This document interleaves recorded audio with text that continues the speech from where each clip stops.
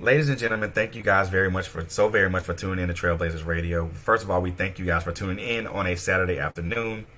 You guys could have been anywhere else, but you guys are right here hanging out with us, and we most definitely appreciate that. We got a wonderful show for you guys this afternoon. A great author, a great artist, and also just an all-around cool, great person. But before we jump into that, man, I just want to give a couple of announcements here really quickly before we jump into this. First and foremost, continue to follow us on Facebook at TrailBlazerz Radio, and also on Instagram and YouTube at TrailBlazerz Radio. We have some very great things coming down the pike for you guys. So just keep your eyes and ears to the ground for that. And also, I just want to thank all of our viewers and all of our listeners who tune in every week and listen and watch us and listen to us. You guys are really the MVPs here. So without you guys, we really wouldn't exist. And I gotta give a shout, last but not leastly, to my two hosts, Miss Quint Jones and Miss Coco Fenton. You guys are the glue that, you guys are the wheel or the cogs that keep this engine running. Without you guys, I mean, I swear, I'd be lost. And most definitely gotta give thanks to God, because without him, I don't exist. This platform doesn't exist, and we're not able to bring you these beautiful and wonderful people and their platforms and their books and also what they represent. So, with all that being said, I want to introduce you guys to another wonderful author. This young lady is an author of a book called Narcissism. It's not what you think. She's also one of the contributing authors to this book that was published. That was on a team that was compiled by a good friend of mine, Samantha Swain. Not only is she an author, but she's also a painter. But we're gonna get it. We're gonna jump into all of that. So, without any further ado, I want to introduce to you guys Miss Lyshell ReAnn McBride. Hey, thank you. That was a great introduction. Hey, I try. I'm an author. I try. So, I mean, we were talking right before we got live, and I want to continue that part of the conversation, but just kind of start off everything, First and foremost, how did you and Samantha meet, and how did this particular subject of what you guys wrote about came about? Well, technically, I've never met her in person. Right. But we were Facebook friends, and she's like the coolest chick ever. She's awesome. And I actually met her through the co-author of this book. And her and I had been friends on Facebook randomly, and I can't tell you how we even met. I think it was through my Survivors of Domestic Violence group. Mm-hmm. And she reached out to me one day and said, hey, me and this other person are looking for a co-author for this book that we're writing about narcissism. Would you be interested? Because she knew about my story. And I was like, well, let me think about it. I've been writing for like 10 years or more, like a long time, just to get my thoughts down. And I was eventually going to write a book anyways, but I kind of wanted it, I was being selfish. I wanted it to be mine.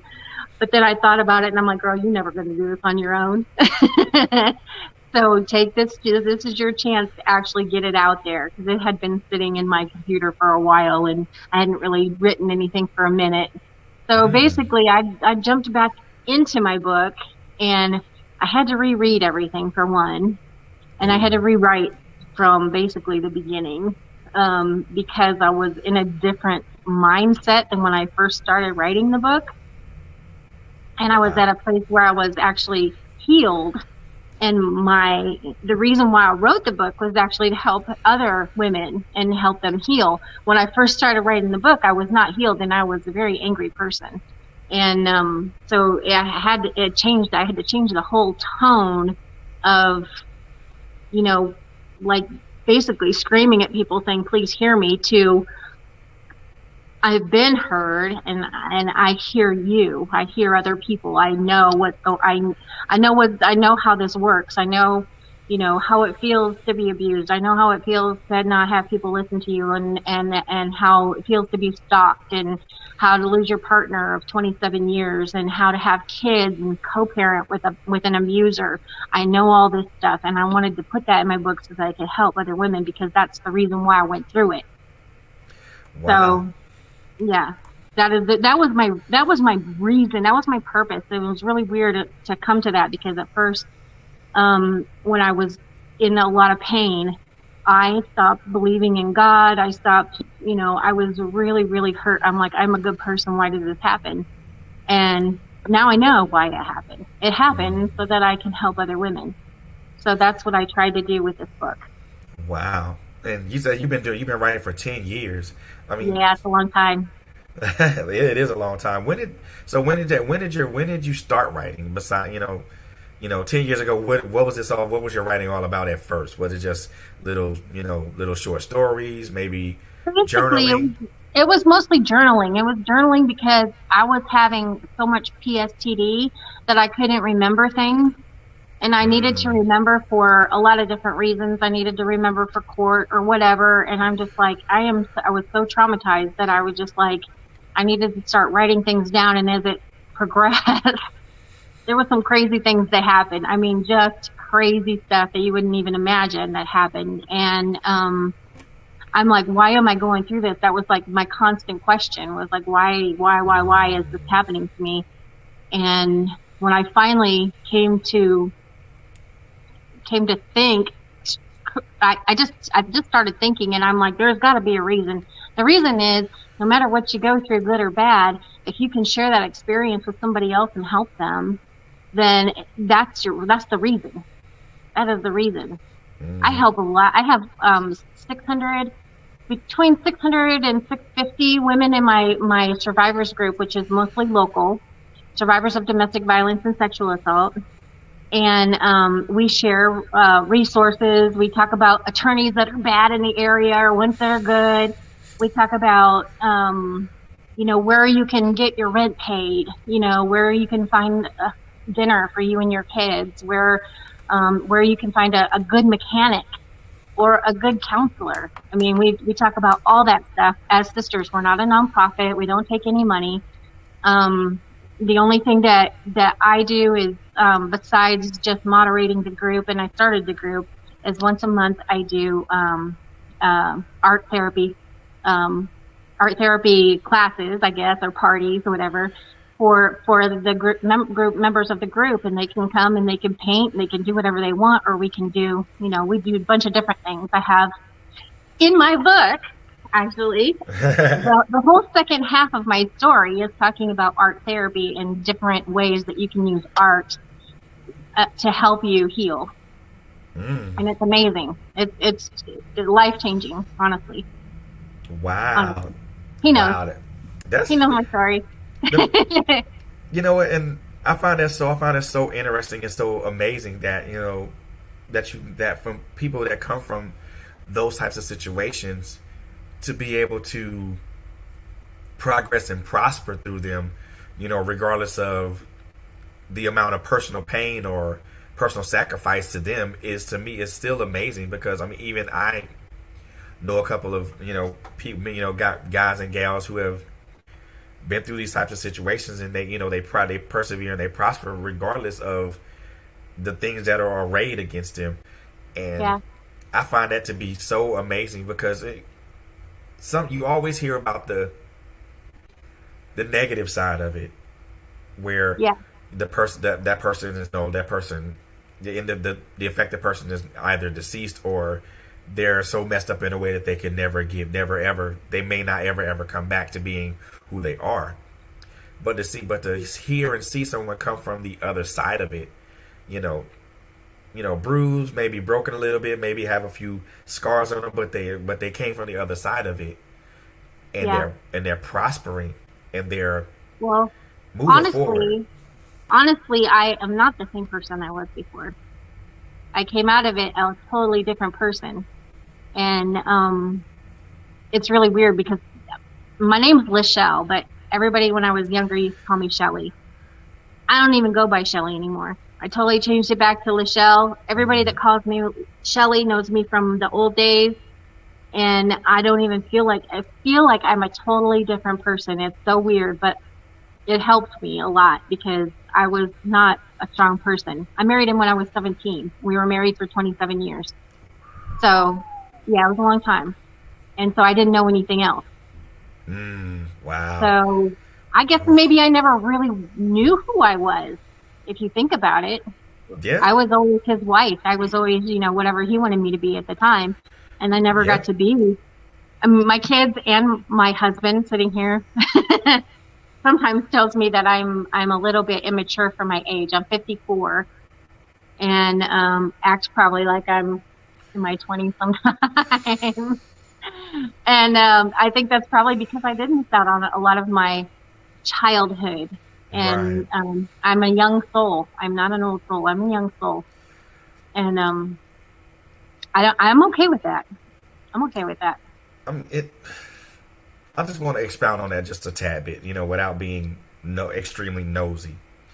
It had to feel fun. I won't say funny, but it had to feel different to be married at 17 and to have that part of your life kind of stolen away, so to speak. Or they have that innocence part of your life kind of stolen away, so to speak. I mean, how did you, at 17 years old, you're just really just kind of rolling with the punches at that point. Right. And you're just kind of just taking things as they go. But when you look back upon it, do you think that it would have been, I won't say would you have repeated it all over again? Because some people will say yes or no. But when you look back on it, do you think that you would have kind of pulled yourself back a little bit from that situation just to kind of be a little bit more analytical and kind of see how this person was initially? I probably should have. I don't think I would have. I wasn't that smart. I was totally clueless. I thought he was awesome. He was a total narcissist, and he made me, narcissists are attracted to empaths. And there's a whole story about that in my book. There's a whole background about narcissists and how they are attracted to empaths and vice versa. Basically, do you know the story about Narcy and the Greek story? I've heard a little bit about it, but please refresh my memory. There's different versions of it, but the version that I put in my book is basically that Narcy would go out to the forest, and he was a very good-looking man, and he'd go out to the forest and walk around, and this woman named Echo fell in love with him, and she was like, he is so gorgeous, I just think he's amazing. So she walked up to him, and she's like, hey, how's it going, and try to hit on him. And this is not the Greek version. This is my version. And he was like, girl, no. And he walked away. He's just like, I don't want nothing to do with you. And she was feeling bad. So she would follow him when he would go to the forest, and he would go to the side of the river. And he would look at the river, and he would see his own reflection.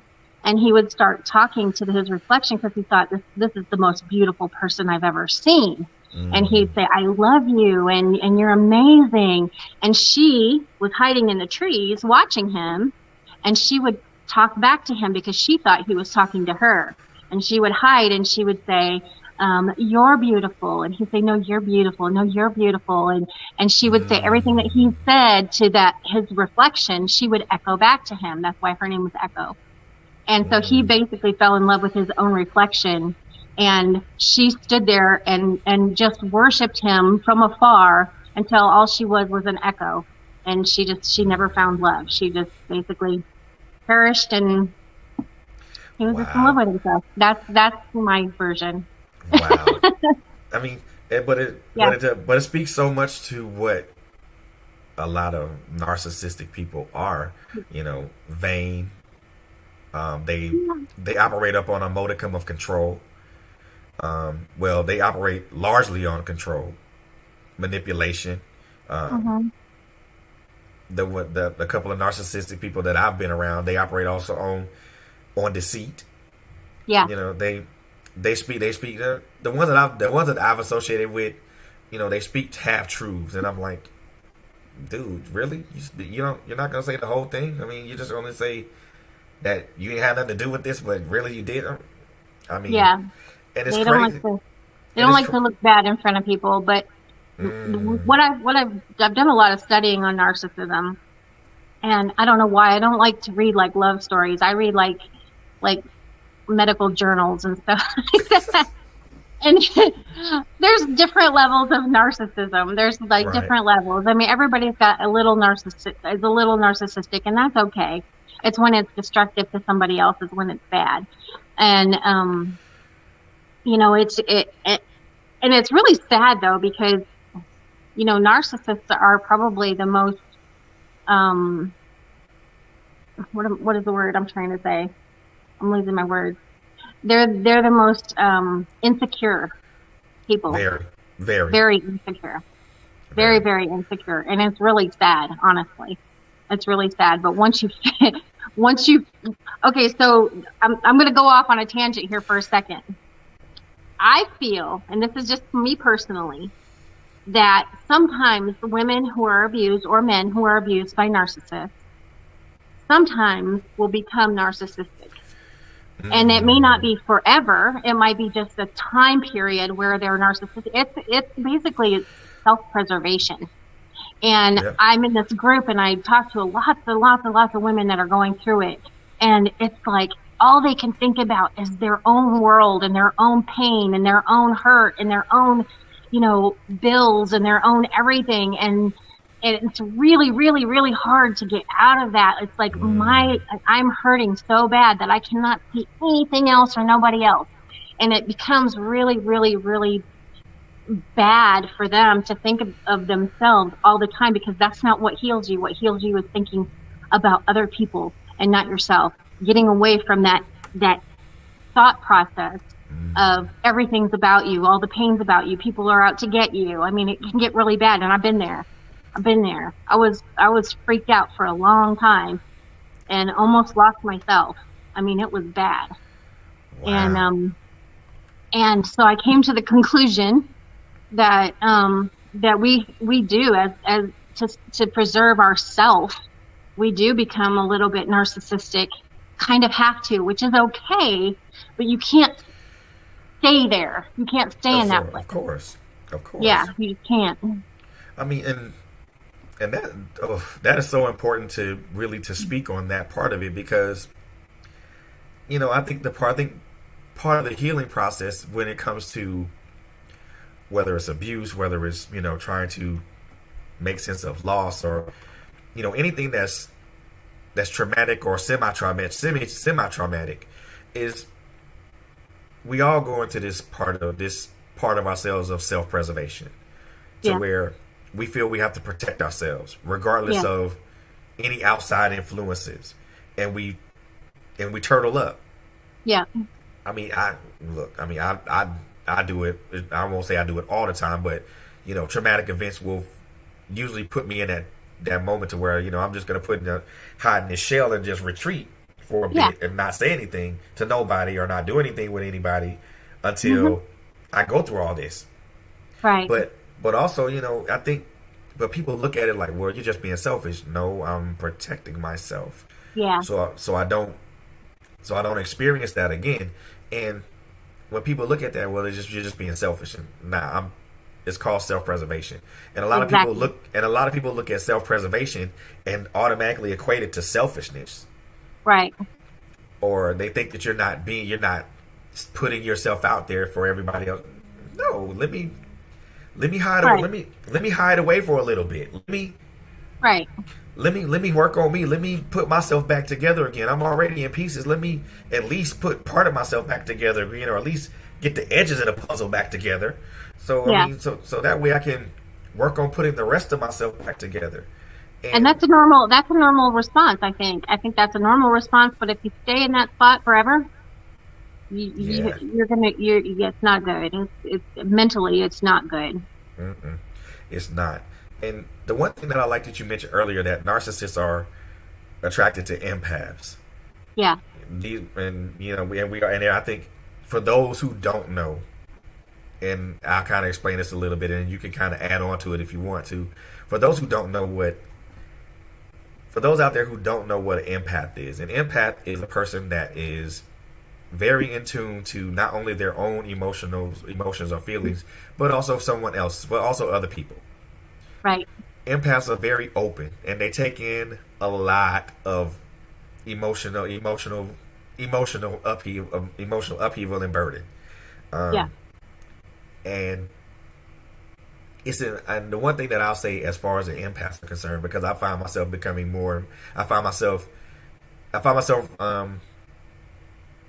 equating myself to more and more of an empath now than I probably would have been 10 years ago. Mm-hmm.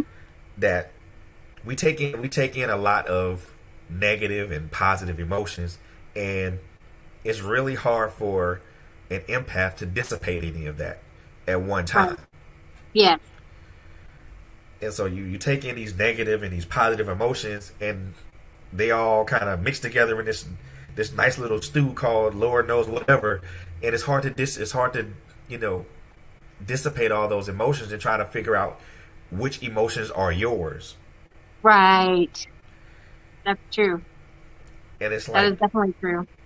And with a narcissist, when an empath and a narcissistic person become together, it's almost like you're taking in that person's emotional state, and you intermix it with yours, and then all of a sudden the narcissistic person's emotional state takes control, and you have no idea who you are at that point. Now it's some narcissists can be very, very manipulative, and so they see that you are controlled by your emotions, so they control your emotions by being angry or being happy or doing this or doing that, and they realize that that's controlling you as an empath, and they love that.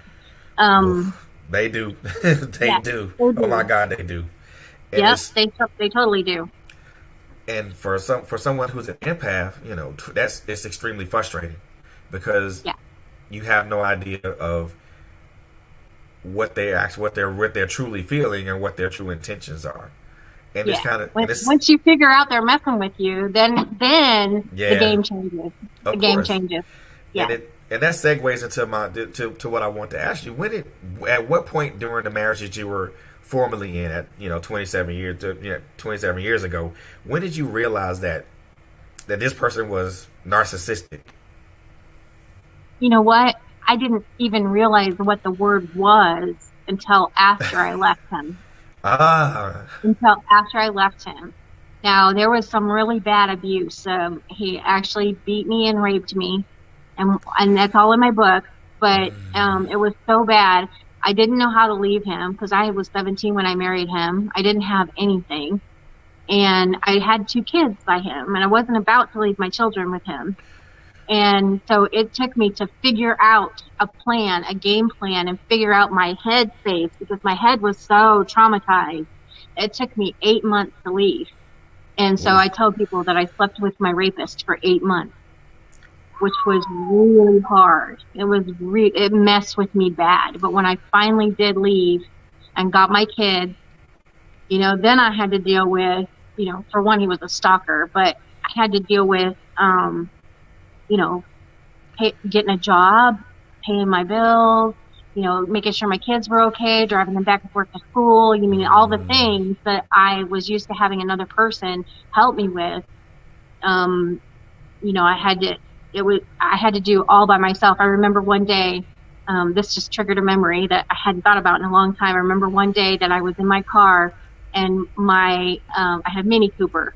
Stupid thing, didn't have power steering. I love this car though, but it didn't have power steering. And I was sitting in it, and I was like, I need to change the tail light. I can do this. I've never changed a tail light before, but I bought the tail light, and I went to the back and I started to try to fix it. And it was in the dark, and I was having a hard time with it. And I think the trunk of the thing hit me on my head, and it started to rain. And I just sat in my car and just cried. I just cried and cried and cried, and like nonstop. I just couldn't. I'm just like, am I going to be able to do all this by myself? can I do this? And I did it. And I changed the thing, and that car was this car's an interesting story. So the Mini Cooper that I got, the interesting story, my little baby, I call it my beep beep. That car was actually an apology gift from my ex-husband. Bought me this car, said basically, I'm sorry I raped you, here's a car. I did not want this car. It was a cute car. Everybody wants a car, but I knew his pattern. He'd do something really bad, then give you presents and, try to get your forgiveness, and then the whole cycle starts all over again. And I'm like, I do not want this car. It doesn't, basically all it does is remind me of everything bad that you did to me.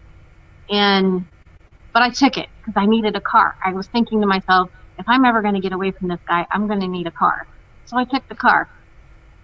Wow. And when I left him, I still had the car, and it didn't have any power steering. And it was, it was a little rough around the edges. And I needed to take it all the way down to Little Rock, which is like a 5-hour drive to get it fixed at a dealership. That's the only dealership here. So at this point, I was doing a lot of things. After I left him, I was doing a lot of things outside my comfort zone to try to figure out who I was. And I was getting certified as a football coach, which I did do, by the way. At 47 years old, I became a football coach. Oh, man, I like that. Yeah. And so I followed the team down to a game that they were playing down in Little Rock. And I followed them down there with my Mini Cooper, and I took it to the dealership, and I told them a little bit about my story. And I said, this means a lot to me. I know that you're doing this, for free because it's, covered under the warranty thing or whatever, the recall, whatever. And I said that I really, really, really appreciate it because I've been driving this car for over a year with no power steering. And, I'm like, this really means a lot to me that you're doing this. And they're like, no problem. They gave me a loaner car, which was awesome. They called me and they said, we're not quite done with it. Keep the loaner car for a while. They even gave me cookies. It was so sweet. Keep the loaner car for a little bit longer, and then we'll call you when you need to come get it, which was a 5-hour drive back down there to go get my car. Right. So they had it for they had it for almost a month, I think. And I was like, okay, well, this nice car that you gave me to drive is fine with me. I'm good. They finally called me, and I went down there, and you will not believe. They went through my whole entire car. They replaced all of my tires. They fixed that back hatch that had hit me in the head earlier. They fixed all my lights. They fixed every single thing, oil change, every single thing that was wrong with that car. They fixed it for free. It was like $3,000 worth of work for free for me. Wow. And all they requested was that I paint them a picture, and I did a big, huge painting of a Mini Cooper for their shop down there. Wow. Sometimes I'm amazed at when you tell somebody that when you tell the right person your story, so many good things come out of that. Because honestly speaking, I mean, and to be honest with you, and I'm pretty sure you'll agree with me, they really didn't have to do any of that. They didn't. But they did. But they did it. Probably not. And I'm thinking not just from hearing your story, but just understanding how much that car meant to you. And wow, that's, to me, I find that so amazing. It's so the way we're living right now. So many times you hear so many stories about doom and gloom. Yeah. But to hear something that's like uplifting, and it makes you feel good to hear. So it makes me feel good to hear something like that, because that was one of my bright spots that I was just like, girl, God got you. God got you. Indeed. Yeah. Indeed. Honestly, it was like, wow, this is just amazing. Right. And it gave me enough love, I guess, in my soul to actually move forward and get out of my head and start living life, Wow. So how was that path moving forward? I mean, I won't say from that point forward, but from the time you left to the time, and I won't say from the time that you from the time that you left, but also to the time that you kind of got yourself in the right headspace. How difficult was that for you? Oof. I went through some stuff. I swear I went crazy for a while. I thought for sure he was trying to kill me. He did come into my house one time when I wasn't home. My daughter had whispered in my ear, because my kids were latchkey kids. Of course, my son was like 14 or whatever, but she whispered in my ear and she goes, "You might want to check your computer. Dad was here," and he had a no contact order. Ooh. So he came to my house when I was he came to my house when I was asleep, and he wrote on my car in red paint all over my car, and then left like a cross necklace on the with some flowers and said, "Wear the necklace." Just scared me to death. I thought he was going to try to kill me for sure. And I knew he had hired a private investigator to follow me, because my attorney told me that. And so I was going nuts. There were times when I felt like I was being followed all the time. And, I drove to the dollar store and I got a big piece of poster board, and I wrote on the poster board in big marker, "I am being followed and I do not feel safe." And I put that in the window of my car. People were like looking at me like I was crazy. And I put, tape over top of my computer because I thought he was watching me through my computer. Wow. Sometimes I would just I'd go to Walmart and I'd sit in my car because I had such bad anxiety. It would take me probably 30, 45 minutes to even get out of my car to go to Walmart. And if I felt like I was being followed, I walked through the parking lot with my middle finger up in the air. I was just like, and then I was like, okay, if I act totally crazy, he's not going to know what to do, because he knows me as this very mild and sweet person that would never even raise her voice. I'm going to act totally batshit crazy so that he doesn't know what to expect. And you know what? That worked. Oh my God, it did. Yeah. Because I had to co-parent with him, I had to drop off my kids to him, which was totally freaky. You're like giving your kids to your rapist. I mean, it was like horrible. And we'd have to do exchanges at the police department because there was a court order and everything. Right. And I'd put the kids in my car or whatever after they spent time with him. And I'd go right up to his window, and I would get like this close to his face. Even though I was scared to death of this man, I would get right in his face, and I'd be like, "Why don't you just tell the truth?" And I just like got in his face. He looked away. He didn't know what to think, because I'm like, I'm totally acting out of character. And my kids saw me do that. And I was glad that this is something that my kids told me. I said, "Are you afraid when you go to your dad's house?" Because they knew he was abusive. He'd been abusive to them. I said, "Are you scared when you go over there?" And they said, "Not really. We're more scared when we're with you." And I was like, "Why would you be scared when you're with me?" And they said, "Because when we're with Dad, we know where he's at, what he's doing, and we can see him. We can see what kind of mood he's in. But when he's with you, when we're with you, we don't know where he is or what he's doing." And I thought, they don't feel like I can protect them. That's why they're scared. They don't think I can protect them. So guess what? Mama's going to be a badass. So that's what I did. That's why I started doing football and all this other stuff. I'm like, you know what? I'm going Angelina Jolie on his ass. There you go. Because I was going to ask you, did you ever think at any point did you decide to arm up at that point? It crossed my mind several times, and the reason why I didn't was because I did not trust myself. I thought, I have so much He's shaking his head. He's shaking his head. I'm crazy. No, I was just like, I don't trust myself. I know that I have so much anger in my heart that if he does something, I might just use the gun on him, and that would be horrible. I'm just like, nah, I better not. Like, I better not go there. So I just left it be. I'm just like, no, I'll just intimidate him, and it worked. Well, I mean that worked. I know if that was me in that situation, I think I would have just armed up and just be like, "Hey, if you're gonna try it, then I implore you to." But only one of us walking out of here. Well, I knew he had weapons. And at one point, after I left the house, the house was still in my name too, because we hadn't Right. divorced yet. We were just separated at that point. But I knew he collected knives and stuff. I think he had like 27, 28 knives. And Jesus. Who does all I, that? right. So this is when I was going a little bit crazy, but I dressed up all in my camouflage gear, right? I put on a hat and dark sunglasses. Don't laugh. And I'm only 5'1", so I had to get a wheelbarrow and push it up to my window of my house.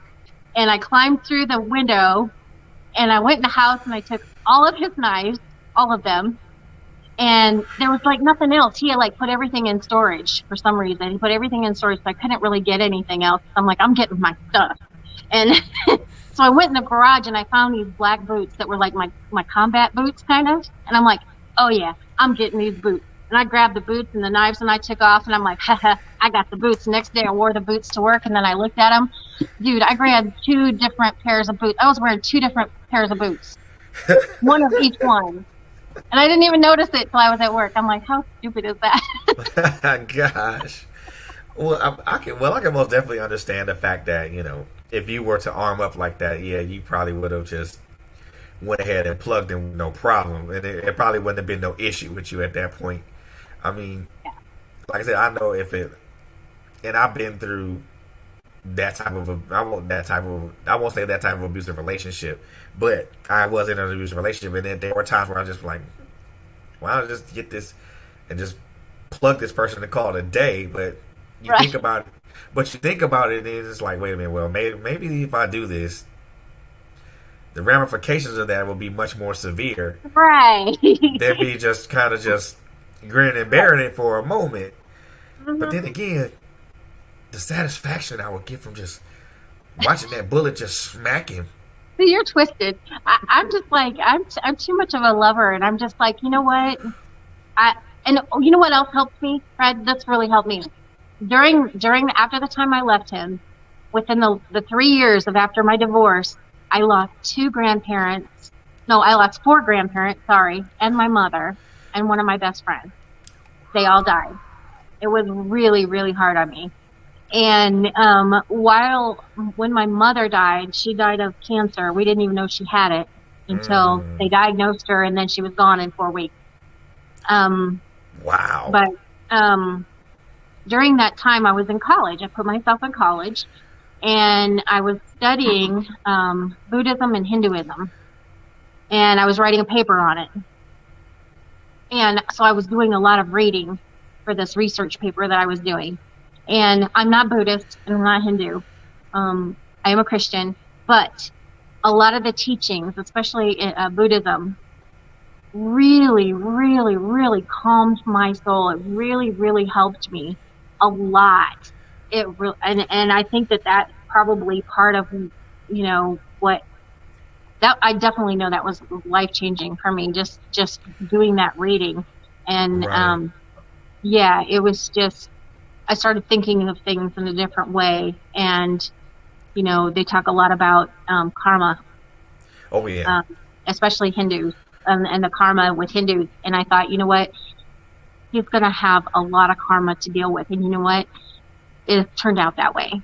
It really has turned out that way. Yeah, I tell folks all the time, hey, look, y'all better watch out, because karma is that lady that wears black, and y'all better watch out for her. I mean, and I find it interesting that you mentioned Buddhism and Hinduism. I know for me, as far as like my little journey moving from, being separated from my spouse to, now an impending divorce coming along. Yeah. There were things. Now there are 2 books that I've picked up from my local library. One of them was the Tao Te Ching, and I've read that from cover to cover. Yeah. Three times. Yep. And a lot of people don't understand. I mean, then I'm a Christian too, just like you. But a lot of people don't understand that there are so many things that you can take away from. Absolutely. Other religions or other philosophies, and you can apply those to your life. And a lot of the stuff I never thought about. Like, okay, well, a lot of the things that I deal with are mostly inward. So let me just deal with the inward person first, and then everything else manifests outwards. Right. Now, don't get me wrong. Bible is a great resource for a lot of things. But for me, there are a lot of things that are unsaid and unspoken. And there are certain questions that, for me, especially my journey right now, and I know for your journey from that point forward, that were unanswered. Yeah. And you wanted to find answers. Yeah. So, and the one thing that I guess to me, that people tend to frown on that a little bit. Well, why are you picking this up? Why are you picking that up? Hey, I'm looking for some answers, dude. Yeah. That's all I want right now, some answers. Right. Reading that book from cover to cover. And then I think it's another book that I'm actually starting reading now. It's called The Path of the Human Being. I forgot who it was by. But it's also interesting reading as well. And I was like, okay. Let me just put, and when people don't understand that when you apply those things to your life, but then you also added your Christian principles. It makes certain questions that you have. Well, it makes certain answers to questions that you have just a lot better, because now there's an understanding behind it. Right. And sometimes it's not the answer for everybody, but if it's an answer for you and it helps you, then that's what counts. Man, let me tell you. And I was like, okay, let me apply this here, let me apply that there, and let's see what happens. And, right. And even though the journey hasn't been the best at this particular point, at least not for me anyway, but you learn every step of the way. Right. And that's the process. And one thing that I touched on last night when I was interviewing another author, is something about processes. Mm-hmm. How we as human beings to trust the process that we go through. At what point during the journey with, now that you're separated, now you're divorced from your husband at that time, at what part did you realize that this was your process, and at what point did you realize that you had to trust it? Oof. I don't know if there's actually a point. It was a long process, and I think I was there, and then I went back, and then I was there again, and then I went back, and I still struggle a little bit sometimes with triggering, certain things. And this one is like, he's super understanding with helping me through that, and just let go, let God. It's hard to do, especially when everybody around you, you're the people that that are supposed to support you are dying. You're like, okay, this is my support group, and now you're killing them all off. Is how I felt. Wow. I'm gonna start crying, but Hey, take your time. Take your time. It was really hard. Wow. And it was, and I can imagine how hard it was, because it takes a lot out of you emotionally, mentally, and sometimes it takes a lot out of you physically. I think that if it wasn't for my kids, I don't know if I would have made it. Yeah. And sometimes even if you don't want to move on for yourself, you find something to move on for. Your kids and my group that I started with the other survivors, I started that like just with a couple of friends, because I needed somebody to talk to. And I didn't do anything, and this group grew by itself to 300 women in one year. Was it 1 year? About a year. I think it was about a year. It grew to 300 women, and now we've doubled that. And it fluctuates, because some people need us at some certain points in their life, and sometimes they're just like, oh, I'm okay now. I don't really need to be in that group, and that's fine. If they want to stay and be mentors, then that's great. But I think that having at least them, and half of them I didn't even know. I know them now, but I didn't even know. But just having somebody there to say, you know what, I don't know what you're going through, but I'm here for you, and I believe you. That was huge. Wow. I can imagine that. And the one thing that I talk about a lot when it comes to not only just abuse and things of that nature, because I'm not only am I an advocate for domestic violence with men and women, but Yeah. I find myself to be a very huge mental health advocate, especially when it comes to, men, but also women as well. And the one thing that I always mention is that, you have to acknowledge you have to acknowledge things that have happened to you and accept them and move forward. I think for us as human beings, it's the hardest thing to do. It is. Because we want to control everything and we can't. Man, look, you want to control every aspect of it, and when you find out that you can't, it throws your whole thought process into disarray. Yep. So. Yep. Can you get that brown painting right there, the one with the mermaid on it? Okay, I want to show you something. Cool. I'm going to show you a painting. And at what point did you realize that you had to acknowledge what happened and then move on to the acceptance part?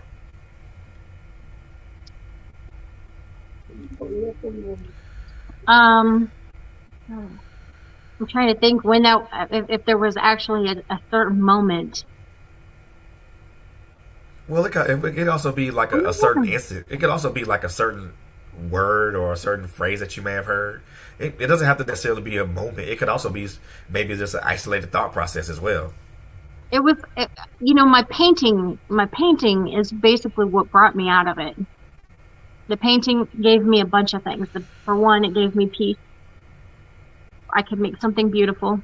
It gave me a voice where I didn't have one. And it gave me not only just a voice as in painting pictures and talking about it, but I also started teaching. And where I never would even stand, I was scared to talk to anybody. And now I stand up in front of groups of people and I talk and I can, confidently, teach a class or go, I went up and just knocked on the mayor's door and go talk to the mayor. I'm not afraid of any. Well, I work for corporate lawyers too, so I'm not afraid of anything. I'm not afraid of anything anymore, hardly. And so that's really been helpful. And I just think that, it was a process of just doing all these things that I wanted to make myself stronger as a person. And I don't know if it was any one thing. It was just a bunch of different things. Even doing the football stuff, it was something that I had never been interested in. And the only thing that I wanted to be a sports psychologist is basically what I was going for. But then I realized that it's not where I should probably be. Just there's a whole backstory about why I shouldn't be there. But it was still very empowering for me at 47 years old to get certified as a personal trainer and as a football coach. That was very empowering for me because I'd always been his wife and he was a doctor. So I was always doctor's wife and never did anything on my own, never even went to college, So just doing stuff like that was kind of like out of the box and made me feel strong as a woman was amazing. That's crazy because I know we talked about this prior to this interview. I'm just amazed at why are always these high professional dudes always the most abusive people in the world. I just don't get that. It's a narcissistic thing. I just don't get that. Yeah. Doctors, stockholders, hedge funds. These dudes are the most abusive people in the world. What? Mm-hmm. Yeah, it's crazy. There's a lot of it. I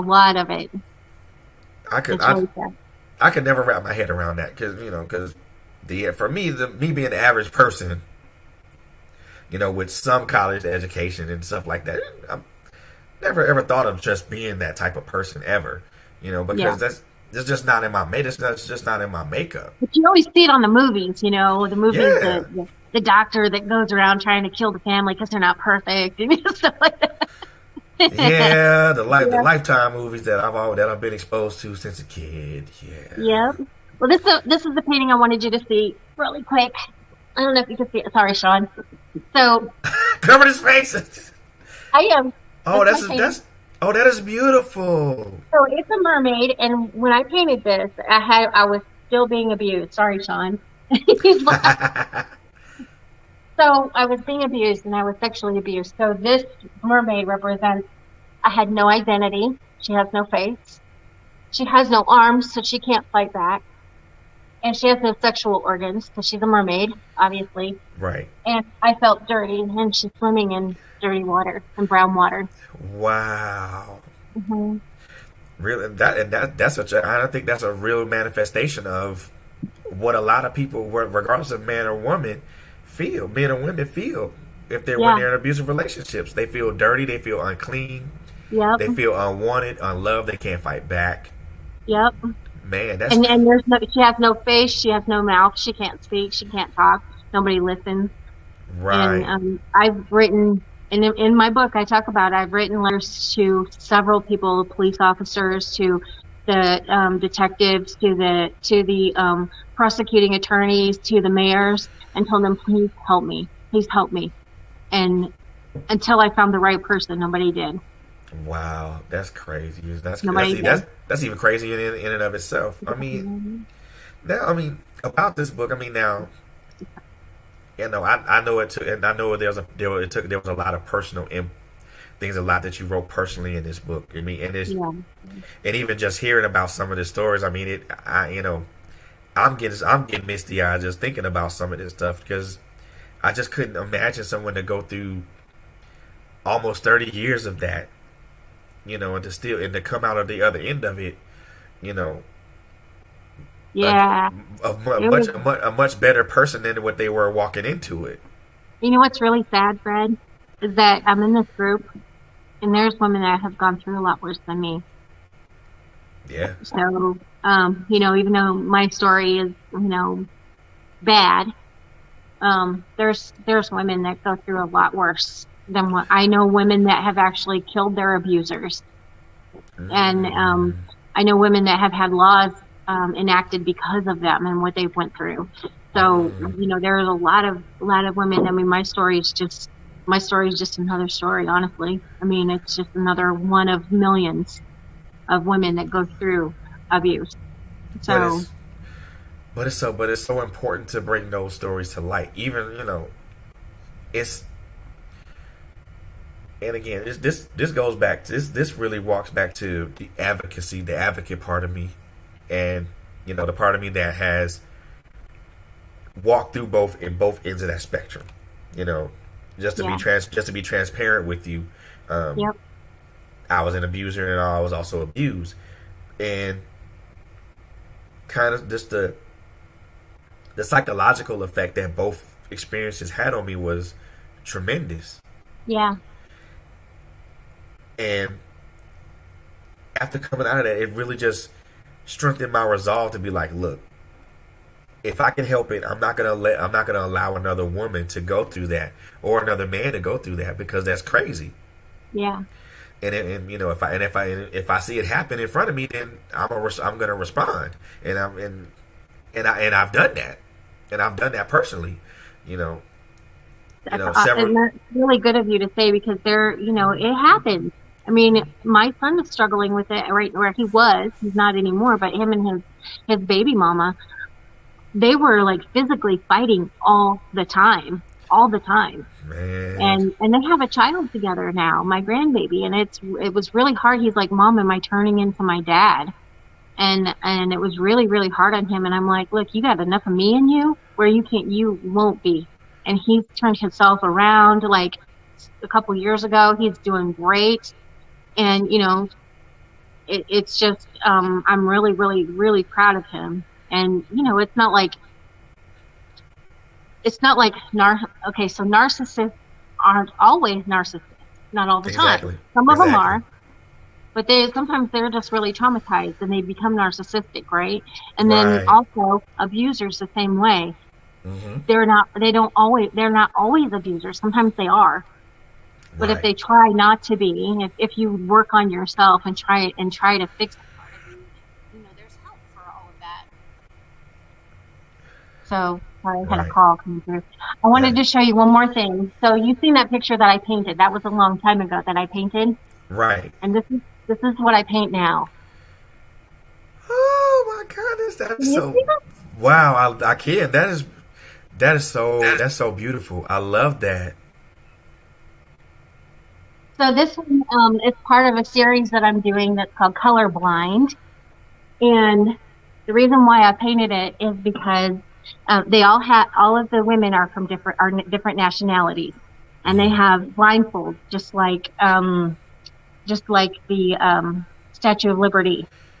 So blind justice, right? So justice is right, and so justice is applied no matter of what your financial situation is or what color you are, or anything, right? So that's why all the women that I painted, they have the same skin color, which is basically gray, because it doesn't matter what skin color you are, but they're all different nationalities, and everyone should be judged the same. That's why they're blindfolded. Right. And so I have a whole series of going on of that, and I'm super proud of it. I'm not done with it yet, but I hope to put it in a gallery, because I've never really been in a real gallery yet. A personal gallery works for me. I mean, this is a gallery, but yeah, I mean, this building is huge. Oh yeah, indeed. I mean, I saw a lot of the pictures that you have on Facebook. I mean, all those pictures, I'm like, oh my God, these are so beautiful, and I find it so wonderful and wondrous to be able to, for someone who's been through such a traumatic experience, such as yourself, to find something so beautiful and so peaceful as into painting and stuff like that. I mean, now, was it something that was born out of that traumatic experience, or was it something that you kind of had to grow into? Well, I never painted until I was being abused. And when I started painting, he would leave me alone. So I just painted more so he wouldn't bother me. And then I got good. My dad and my mother are both painters as well. So I guess it was kind of natural, but I didn't realize it until I was in my 40s, because I was so busy being the perfect wife for him so that he didn't freak out, that I never was me. Ever. Lost your identity. Yeah. Yeah. Now, a lot of the paintings that I saw, you know, they represent. I know for me, they elicited a lot of emotions. The one I saw, the lion, that elicited a lot of, you know, strength and pride, but it also elicited a little bit of sadness for me, just because of how I looked at it. You know, to me, lions are not necessarily social creatures. They're mostly solitary creatures, at least from what I noticed, from what I see on TV. And that solitary part is the part that connected with me a little bit, because I think when we go on these personal journeys to either find ourselves or heal ourselves, we're alone at one point. Yeah. Until we come across person or persons, in your case, person, who is going to be able to understand, you know, be patient with you and understand who you are. And this really goes to that young man that's sitting beside you. You know, I do want to ask him, you know, when you came across this young lady, you know, what did you initially see in her, and what did you feel you had to do as far as helping her on her healing journey? Now, to answer your first question, what did I see in her? Yeah. Honestly, I've seen her hurt. I've seen a hurt that was still bottled in or caged in, but also seen a person that's been wanting to explode in so many different areas, as far as herself, fun, and everything. So it was just so many different people bottled up in one. And what I mean by that is what she went through in the past. When her and I first met, she gave me a little bit of it, but not everything. So I kind of put two and two together. It scares people off sometimes. Well, it could scare the world off, but I was like, wait a minute. So as I'm talking to her, and as time goes by, I'm learning more about her. I'm learning, hey, she is fun, she's exciting, she's adventurous, she like to do things that I would never imagine doing, you know. And I was like, wait a minute, like this person that was hurt has overcame all that fun and this exciting person. So to answer your second question, I had to be more understanding and try to get to the bottom of things so I can understand her more and see where she's coming from. So do my best not to take her back to any of those past bad experiences. So I had to, you know, tell her, hey, let's start each other with a clean slate on everything. But still, if you want to talk about it, to let it go and to release your frustration or just to have a shoulder to cry on, use me. You know what's super cool is that we haven't even been married 2 years yet, almost 2 years. It'll be 2 years on the 17th of this month. Congratulations and happy anniversary. Thank you. And I did not have it written down on my palm.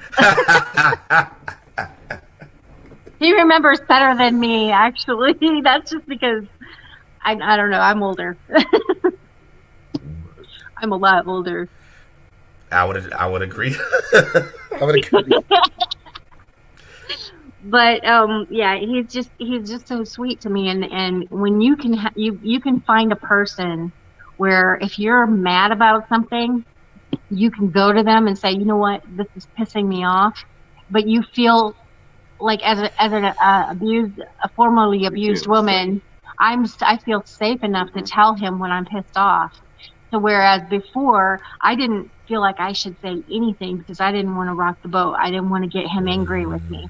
But this one, if I'm upset with something, or if his shoes are, you know, in the middle of the living room and it got me ticked off, then you know, I say something because I feel safe enough with him where he's just gonna be like, oh yeah, my bad. He's so sweet and so cool and just super. And, you know, and another thing is, I also told her, I said, hey, listen, if I'm doing anything wrong, let me know so I can go ahead and nip it in the butt right then and there so it won't happen again. Man. You know. Besides, like I said, like she said earlier, she's only 5'1". You know, I'm not gonna hurt my back trying to bend down and argue with her. Just do what's asked and save time. Plus, he doesn't like it when I get when I crawl after him or I run after him really fast because it freaks him out like one of those scary dolls that come chasing you. Yeah. You gotta realize, like I said, she's 5'1", I'm 6 foot. So it's like when she get upset, you know, or she get angry or anything, you have the tendency to listen because you don't know what's gonna happen next. Because small people, they could do some damage. Yeah. You know? Oh yeah, major disadvantage. Man, I mean, Plus, I'm really bad about playing pranks. I'm the worst prank player ever. Yeah. So I get him. You're a jokester. Like I said, usually I just listen to her and let her vent. He does.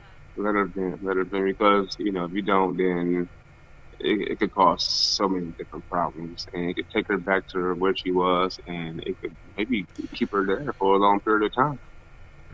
So just let it out, you know, let it out. And he just hugs me. He's so sweet. He just hugs me, and that's what I needed. Yeah. And it's so important that we have those people in our corner to just be like, hey, baby, it's okay. You got a shoulder to cry on. You want to talk about it? Let's talk about it.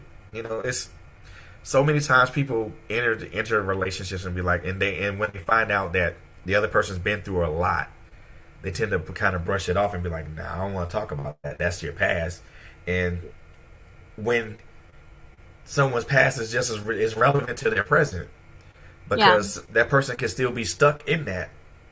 Yeah, it happens. And like with post-traumatic stress disorder, like I'll be in the kitchen cooking and I won't be able to get a lid off or something. And I'll start thinking about the time I couldn't get a lid off when, you know, way back, and then, you know, got into a big fight, just whatever, and I get triggered or something. And then I get pissed off because I can't get this lid off. And he walks in and he's like, you okay?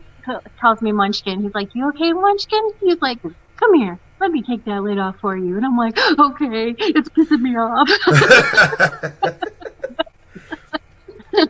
I got emotional over a pot top. I'm telling you. Right. This actually happens. This is a thing. Yeah. Women do this a lot, just so you know. Oh, I've seen. That's what I was gonna say. Especially like if the certain seasonings are on the top shelf, and she can't reach. Yeah, I may giggle behind her back, but straight face when she turns around. Cheers. Let me get that for you. Yeah, she can't reach it. Oh, here, let me get that for you. You're going to get me in trouble, buddy. Hey. I already know. Exactly. You've already volunteered it, my friend. You've already volunteered it.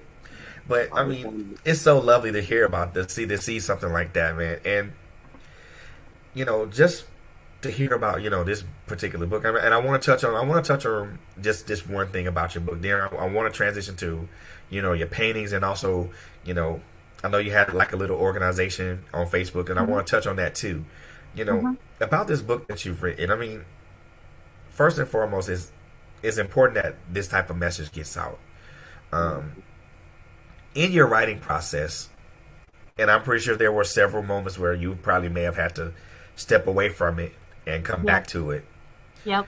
Was there any prominent moment to where you stepped away from it for a moment because it was so emotional and so visceral and jarring that you said, let me just step away from this for like a good minute? A bunch of times. There was a bunch, because especially like reading the story about the abuse and stuff like that. And I also have another story that I talk about my daughter and how it affected, how abuse affects children.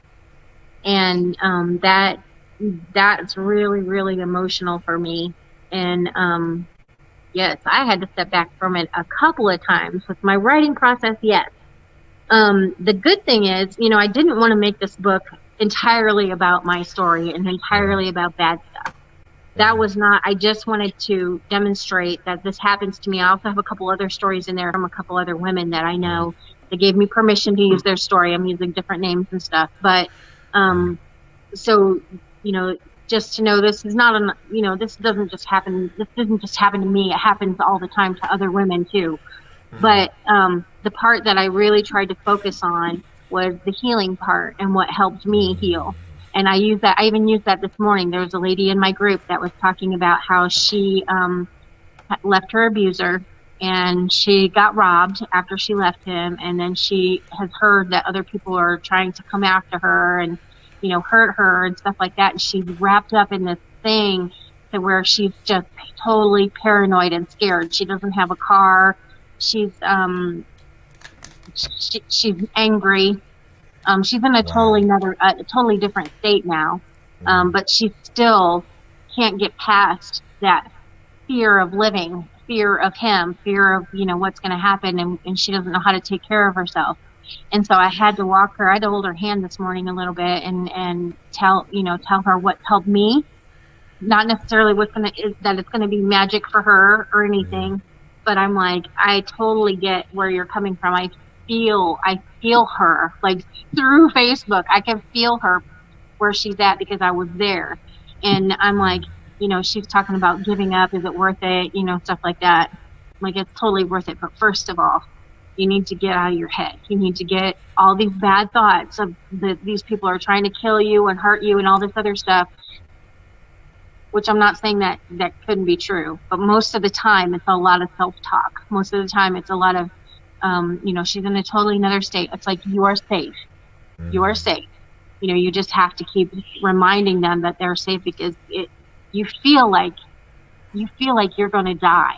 You feel like somebody is out there trying to kill you with all the stuff that they do, and she's just got to get past that, and it's hard to get out of that spot. It's really hard. It is. I mean, and safety is. I think safety is synonymous with acceptance, because you have to accept the fact that, okay, I'm safe, and a lot of people don't. For a lot of people, safety means something completely different. Right. For me, my thought process definition of safety is being surrounded by people that care about you and that love you and that will stand for you Right. and fight for you. Someone else's definition of safety is totally different from mine. Right. Financial or whatever. Exactly. Yeah. Mm-hmm. But I think at the very base of it, everybody wants to be safe in emotionally, mentally, and physically. I think that's the base of it. But everybody just categorizes it with monetary and all that, and that's not what it is. I mean, like I said, for me, it's all about being around people that care about me, being around people that love me, being around people that is going to be supportive of me, regardless of whether I fall or whether I'm successful or not successful. Yeah. And then being around people who are not going to judge me based on success or failure. They're gonna take me at face value and remain to take me at face value. People think, and I've asked a couple of people what safety means to them, and I get totally different. I get totally different answers and definitions. I'm like, but it's not the same. I thought it was the same thing at the bottom of it than it was at the top. But I was like, wow. And I'm like, what? Yeah, I was confused for a moment. I ain't gonna lie. I was confused for a moment. Yes. Sometimes safety is because whatever that was that they don't feel safe about is the thing that got taken away from them before and made them feel unsafe. So if it's monetary, it's probably because they've been sleeping in their car or something before, and that safety to them actually is monetary, and that might be why. So on the second part of my book, I tried to focus on healing and on all the good things that come out of the bad, and how you really have to change your thought process, because like what you were saying, you like to be surrounded by people that support you. But if your thought process is not there, you cannot recognize the people that want to be there for you, because you're always scared that somebody's going to hurt you all the time. And you're like, Aunt Esther over there, she hates my guts, and she probably just loves you half to death, but your mindset is stuck. And so sometimes it's all changing the way you think about things and the way that you approach people and accept people. So you just really have to have to change your own mind before you can even accept anybody else. Oh yeah, important. Doubly important in this day and age now. Now, I do want to transition from talking about we'll talk about your book. We'll talk about the book too, also a little bit. But I want to talk about your painting and also this awesome Facebook group that you have. Like I said, I've seen a lot of the paintings that you have on Facebook, and I was like, this lady got some talent, and you have a lot of your paintings in your own personal gallery. But I want to ask you this, not only what is the significance of these paintings mean to you? What do they symbolize strength? Do they symbolize a growth process? Do they symbolize a victory over a specific thing? I can tell you exactly what they symbolize, because they're all different. And what I think that for me, what they symbolize is my voice. So if I'm feeling sad, or if I'm feeling happy, or whatever I'm feeling, I can just express it with painting. And so when I never had a voice before, when I had been raped and was being there for 8 months with him and trying to tell people, please help me, and they're like, well, you're married to him, we can't do anything, it's just your word against his. Nobody was listening to me, but I have a voice through my painting, and sometimes it's calm, sometimes it's not, sometimes it's playful. That the painting gives me my voice. And my group is named Voices. That's the name of my group, because women need to have a voice, and the group is private, so nobody can get in the group without me vetting them first. And gotcha. I'm really, really careful about who gets in there, and it's all women only, no men, just because of the nature of what we talk about. Some of them Right. have been sexually abused and stuff like that. So Right. I just decided just to leave it as women, group only. And it gives them a place to actually be like, just throw up their words if they have to, just to get it out to somebody to listen to them. And what's cool is that the group is there's 600 and some of us. Some of us are doctors, lawyers, counselors. There's support people in there that have been through it and are good now. There's some that are still going through it, and it's like a giant sisterhood. And somebody is available 24/7. There's somebody online all the time. So if you get up at 2:00 in the morning and you just had a really horrible dream and you need somebody to talk to, but you know that you can't go to your family, you can't go to your kids, it's like super personal stuff, but you can just fill it out there in that group, and there's somebody there that's going to hold your hand and listen to you and help you through it. And that's what we do. Wow, that's awesome. That's really awesome. And you also have your sip and paints as well.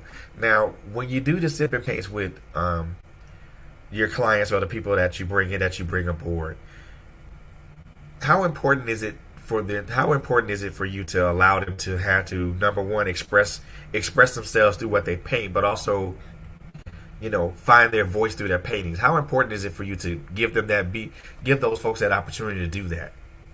Well, this is the thing. Painting helps me.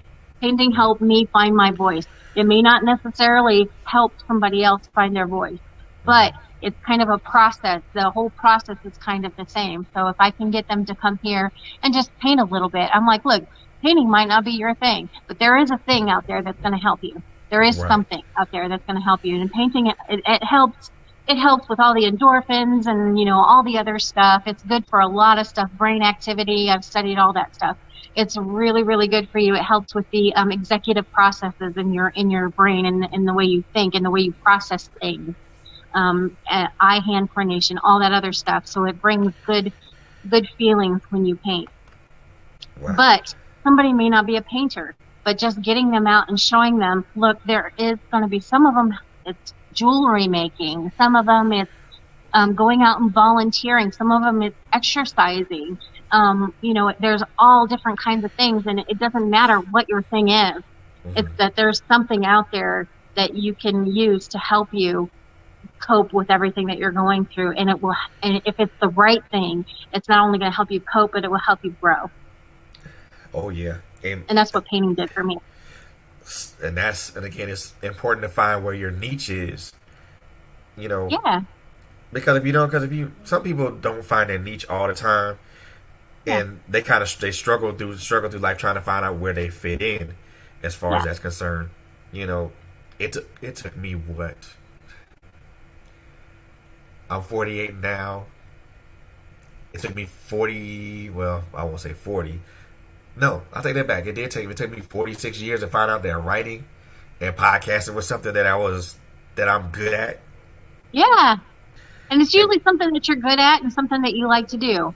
Yeah. But you're never going to find it unless you try all these different things. So some of the women that have come into my painting classes have gone on to paint, and they're really good at it. Some of them just be like, well, I love coming and painting, and I love coming and hanging out and drinking wine and talking and meeting the girls in the group, but it's not really my thing. But it has helped me to move forward to do something else that is, that helps them, like writing or podcasting or whatever. And so it's amazing to see all that come together. I've so many talented women in my group. It's just unreal. It's unreal. But when they finally figure it out and get to that point to where they can actually, love doing something instead of worrying all the time that somebody's going to hurt them. Right. That's when there's transformation. Right. And it really segues into what I was going to ask you, with the groups that you have, and also with, the painting sips that you have. How important is camaraderie to you in the groups that you have, that number one that you facilitate, and then another one that you're part of? How important is that camaraderie or that sisterhood? We are tight. We are just like sisters, and we've helped each other through anything you can even imagine. I've gotten one of the ladies that hadn't needed us in a while, because she has basically been healed and she's doing well, and she's moved on. She moved out of state. She had a car. She donated a car to another lady in our group. We did a fun thing with it. We did like a little like a essay drawing raffle thing kind of thing, because there's so many people that need it. And we tried to pick the most needy.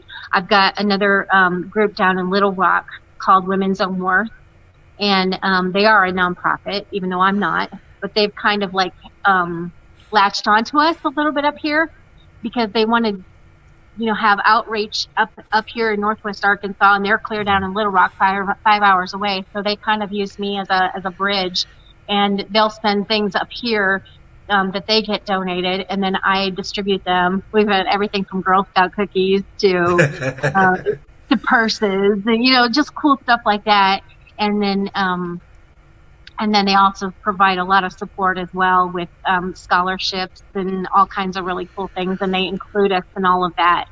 And it's just because I found my voice, and I reached out into the state and said, okay, who's in charge of this? Who's in charge of that? And then I got introduced to all these really cool people and these directors of nonprofits. And I'm like, how can I help you? I'll donate a painting so that you can raise money for your nonprofit. I think the most I ever raised out of a painting was $800 for a painting that I did. And I was so excited. Wow. That was so cool. And that was for Havenwood House. And Havenwood House has women and children who have either, I think it's mamas who have had issues with substance abuse, and they're trying to keep on track with becoming non-substance abusers and grow their career and get out on their own and have their kids with them. A lot of them have had their kids taken away temporarily, and so basically it's bringing families back together. And I took that painting and I to them, and I let the babies and the mamas paint on it, and then I brought it back to my studio, and then I worked on it some more to kind of fix it. Babies paint, but fix it without fixing it, and then we sold that at auction, and that was really cool. And I've done that a lot. I work with a lot of nonprofits around here. Wow, that's to be that connected to a lot of nonprofits in your area. And to be able to auction off a painting for, even for some people think that $800 is a minuscule amount, but when you think about it, it in the right hands, it'll go a long way. Yeah, for me that was a lot, because I'm just like, $800, that was a lot. That's just like, I didn't have anything when I left my doctor ex-husband. I had nothing. Like, I stood in line for food and had my electricity and water turned off. I mean, all of it. Right. So, I got hit hard. Yeah, I was hit hard. Right. Now, the one thing that I always like to ask, authors, and now that your spouse is here, I'm gonna pose a two-part question, one for you and one for your spouse.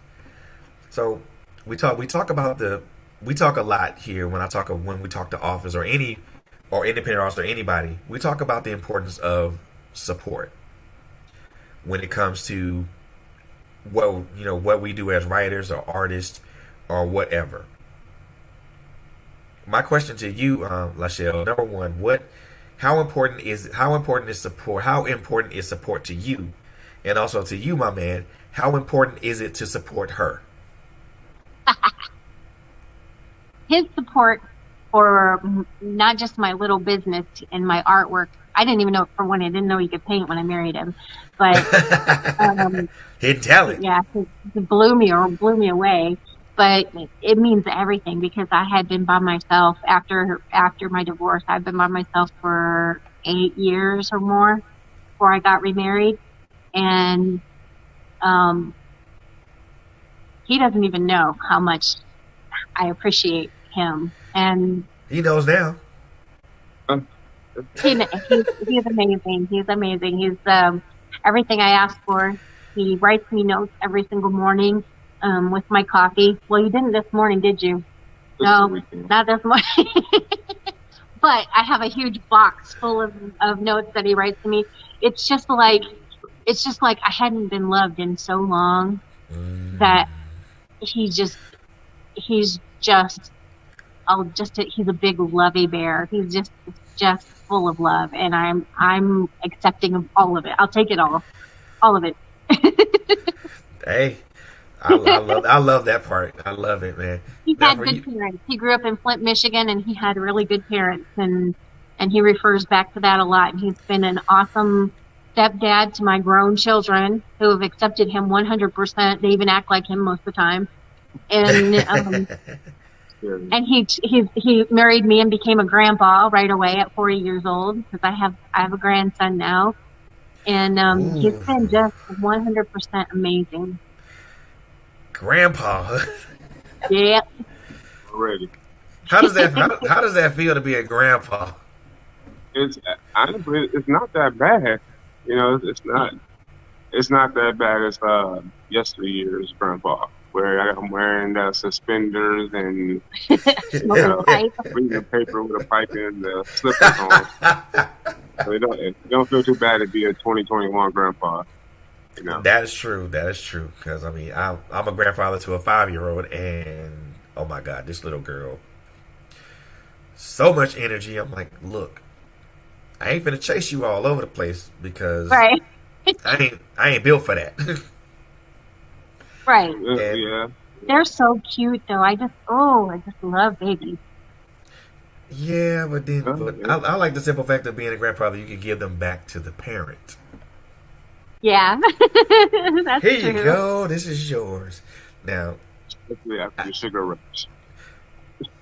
see, you know what? We on the same page, my brother. We on the same page, brother. We on the same page. Send them back to their parents, jacked up on sugar. Yeah. Had the parents call, Mario. I didn't do it. They wanted candy, so I gave them candy before they left. Yep. Right. So I love it, man. I love being a grandfather. It's, for me, it's kind of like one of the most rewarding things in the world to know that you're able to, number one, just watch another life grow, you know, and manifest their life into whatever they want to become. Now, the kind of sad part for being a grandparent now, and again, this is just me being transparent, that my granddaughter, her father's not here. Yeah. Her father's not on this physical plane with us anymore, and it makes a particular part of it sad, but it also makes it just a little bit more challenging, because now not only do I have to, help, raise this young lady to be the best person that she can possibly be, but now also, you have to tell this young lady, whenever she's ready to say it, ask, why my father isn't here. And for me, that's probably going to be the most difficult thing I'm ever going to have to do.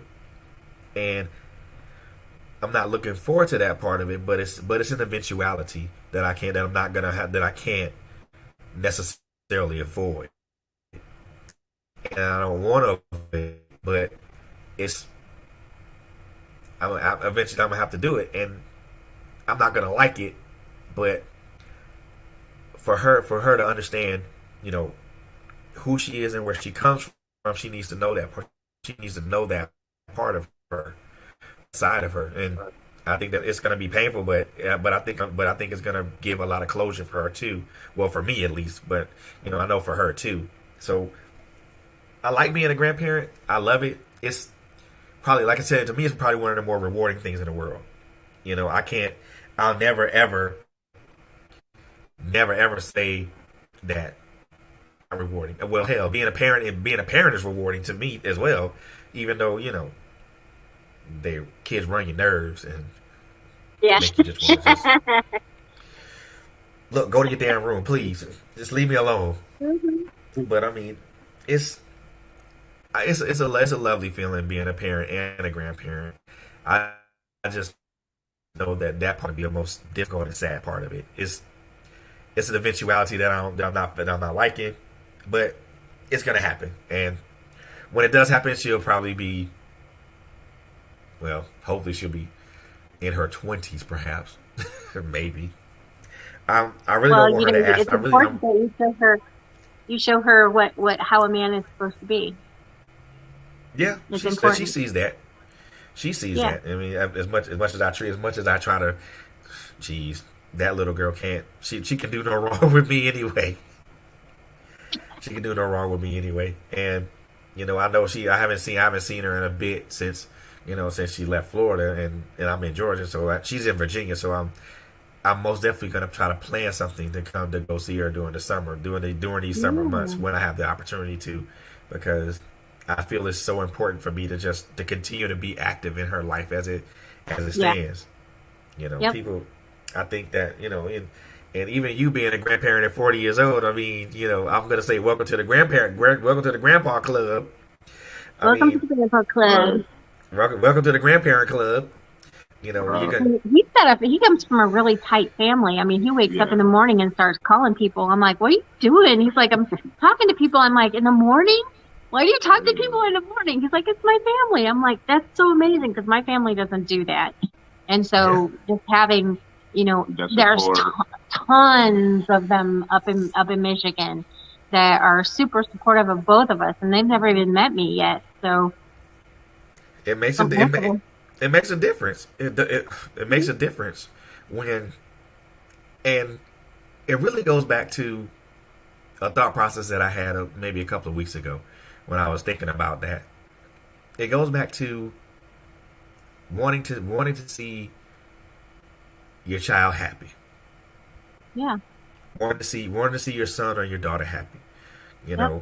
If they can care about somebody or love on somebody that they haven't necessarily met except through just conversation, it means a lot, and to literally, I mean, there have been times, well, I won't say there have been times, but even through my marriage, there were times where my mom and dad were happy for me to be happy, but then there were times where they were not happy when I wasn't happy.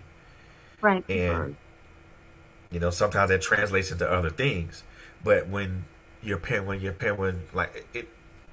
are generally happy for you, to see that you have a smile, to see that you're with someone that puts a smile on your face every day, and they make you feel like you're on top of the world and like you're worth more than $1 million.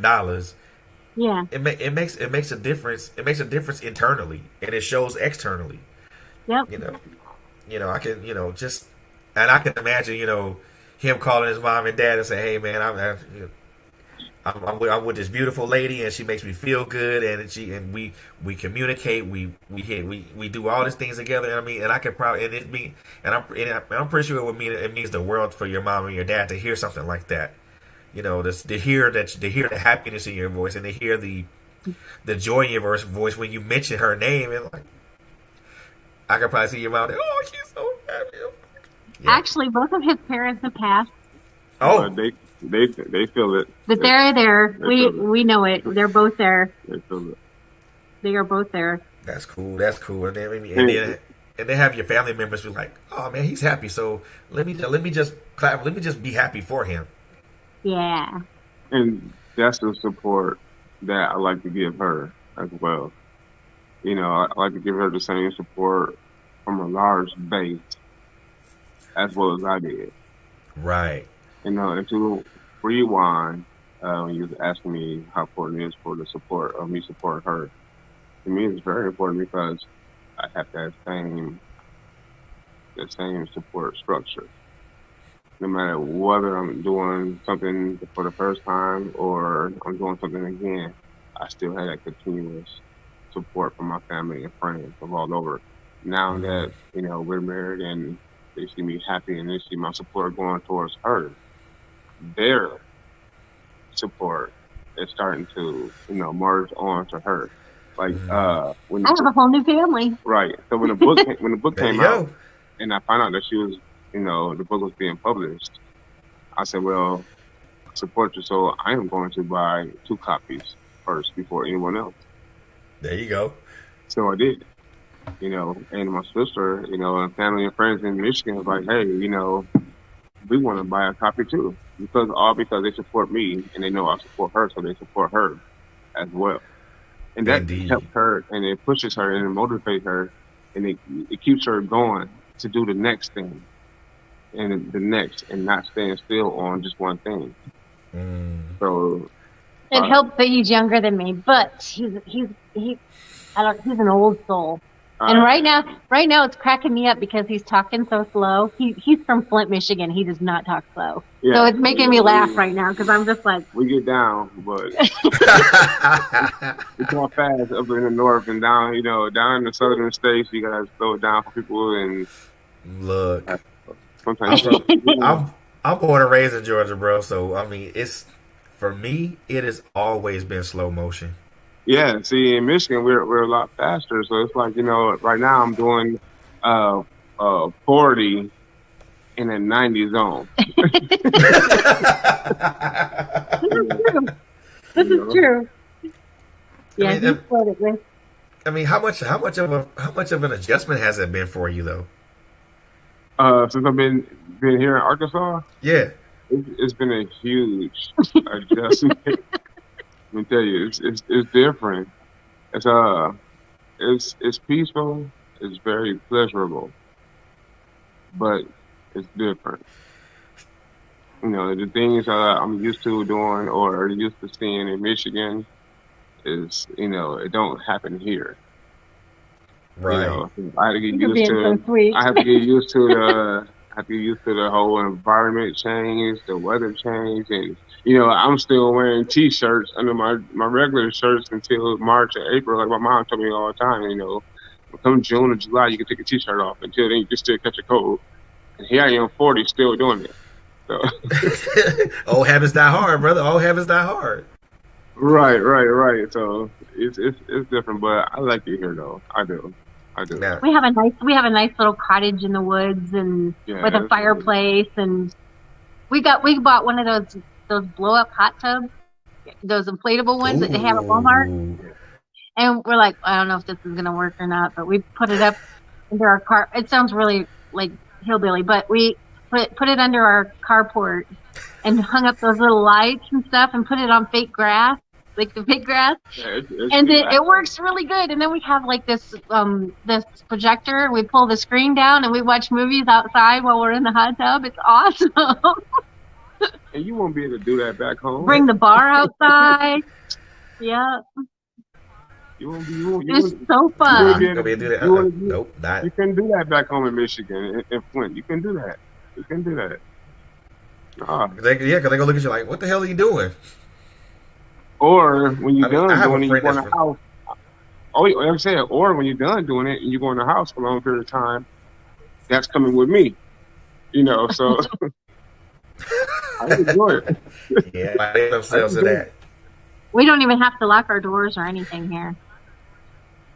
See, and the funny thing about it, I have a friend that's from New York. Yeah, exactly. It's that peace of mind thing, Yeah. In the north, it's like, and I've been to New York before. I have friends that stay in I have a friend that stays in Brooklyn, and it was like a culture shock. I'm like, what the hell is all this? Why these folks living on top of each other? What's this?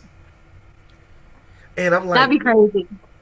I can't do this. I can't do this. I'm like, I can't do this. And I'm from the South, so I'm very, very friendly. Hi, how you doing? Hello, hey, ma'am. Hello, sir. How are you?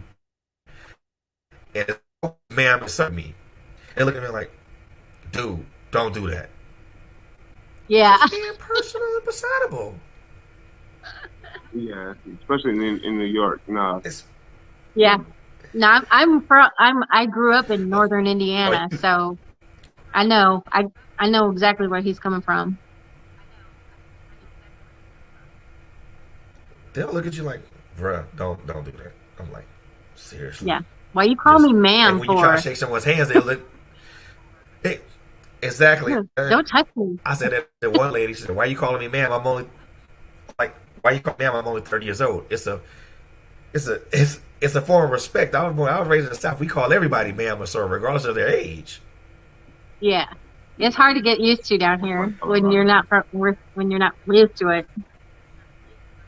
Yeah, and I had a friend that's from New York, and he was like, "Man, why y'all?"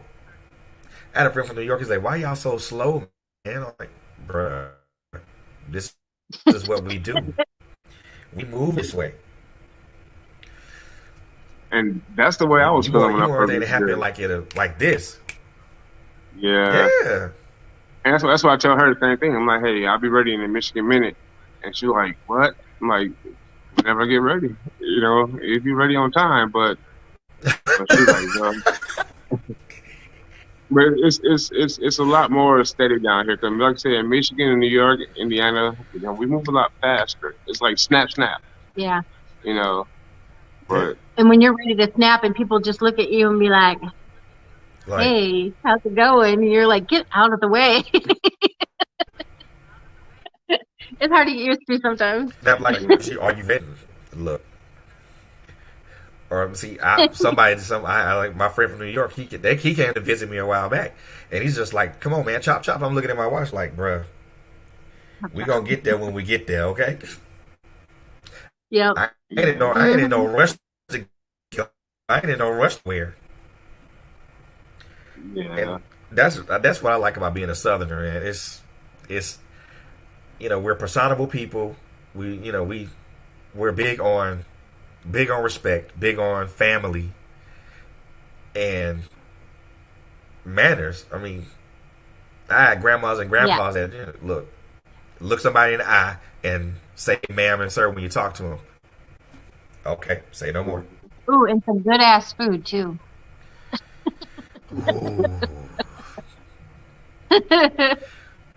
That's another thing. You're around in the South when you get. Fred, I never cooked. Like I didn't like to cook because my ex-husband was like so weird in the kitchen, and before this man came into my life, I decided, you know what, I'm gonna make myself into the type of woman that a man would want. I'm not gonna be such a badass because I had a big chip on my shoulder, and I'm gonna do some things, that change it up a little bit. And I learned how to cook, and I'm rocking it in the kitchen. I am rocking it. Cool. And before it was like I didn't even want to go in there. Yeah, she was a little nervous about cooking when I first. Definitely a friend. Yeah, so she was when I first met her. She would ask me. She said, "If I don't know how to cook anything, would you get upset? Or if I burn anything, would you get mad?" I'm telling her no. I said, "Well, if you want to cook something, like it's something I want to eat, then I'll show you how to cook it. I'm not gonna get mad at you. We could just go in there and cook it together." Tell them what the first meal I made for you was. Okay, so she's a prankster, right? So I smell, you know the smell of meatloaf. I'm like, okay, well, she's gonna get down. We got the meatloaf and everything else in the kitchen, and we could eat pretty good. And she said, "Hey, honey, dinner's ready." I'm like, "All right, cool beans." I get in the kitchen and I see a little meatloaf head. I'm saying, okay, because you pull the paper towel back, and it was a meatloaf shaped like a little person or a baby or something. Meatloaf shaped like the baby, and it had eyeballs and everything. Yeah. Oh my God! Like, dang. I'm like little arms. Yeah. And had a diaper. And I'm thinking she has like some kind of like secret fetish of cannibalism or something. I don't know. I just met you and you cooking meatloaf baby. How am I supposed to think about it? What I'm supposed to think? I told her, hey, do it. I told her, hey, listen, you keep your ass off of Pinterest. I said, no more.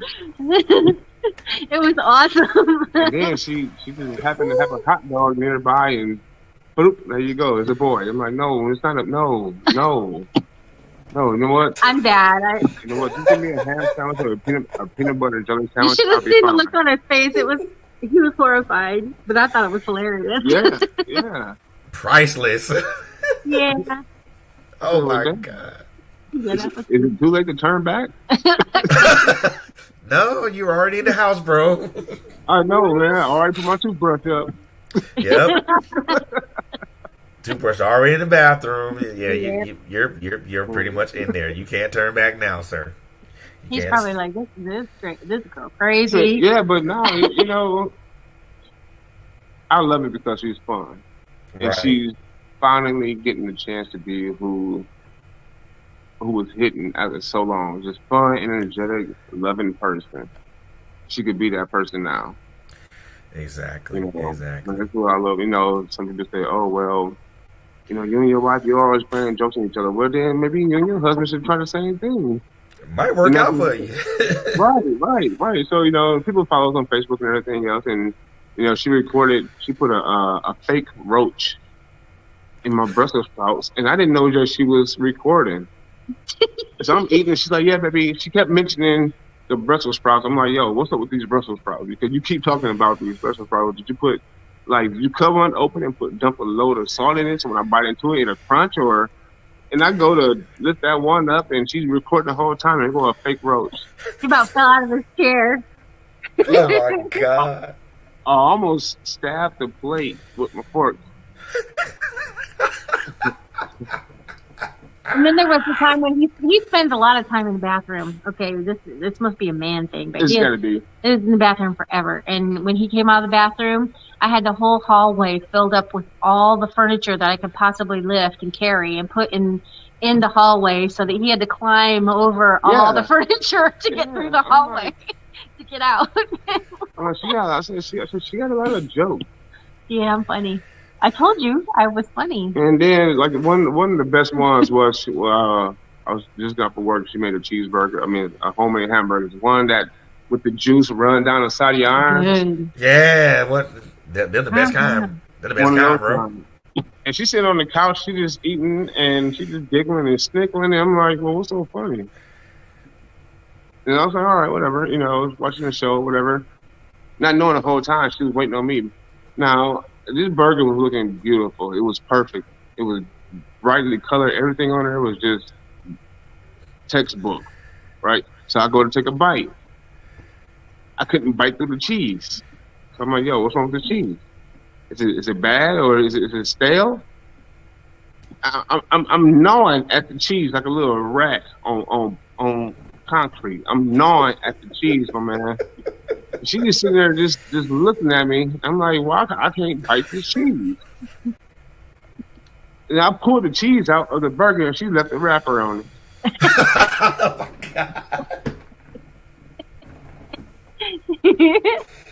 I said, you know what? I said, this is the best and the most fun relationship now made I've ever been in.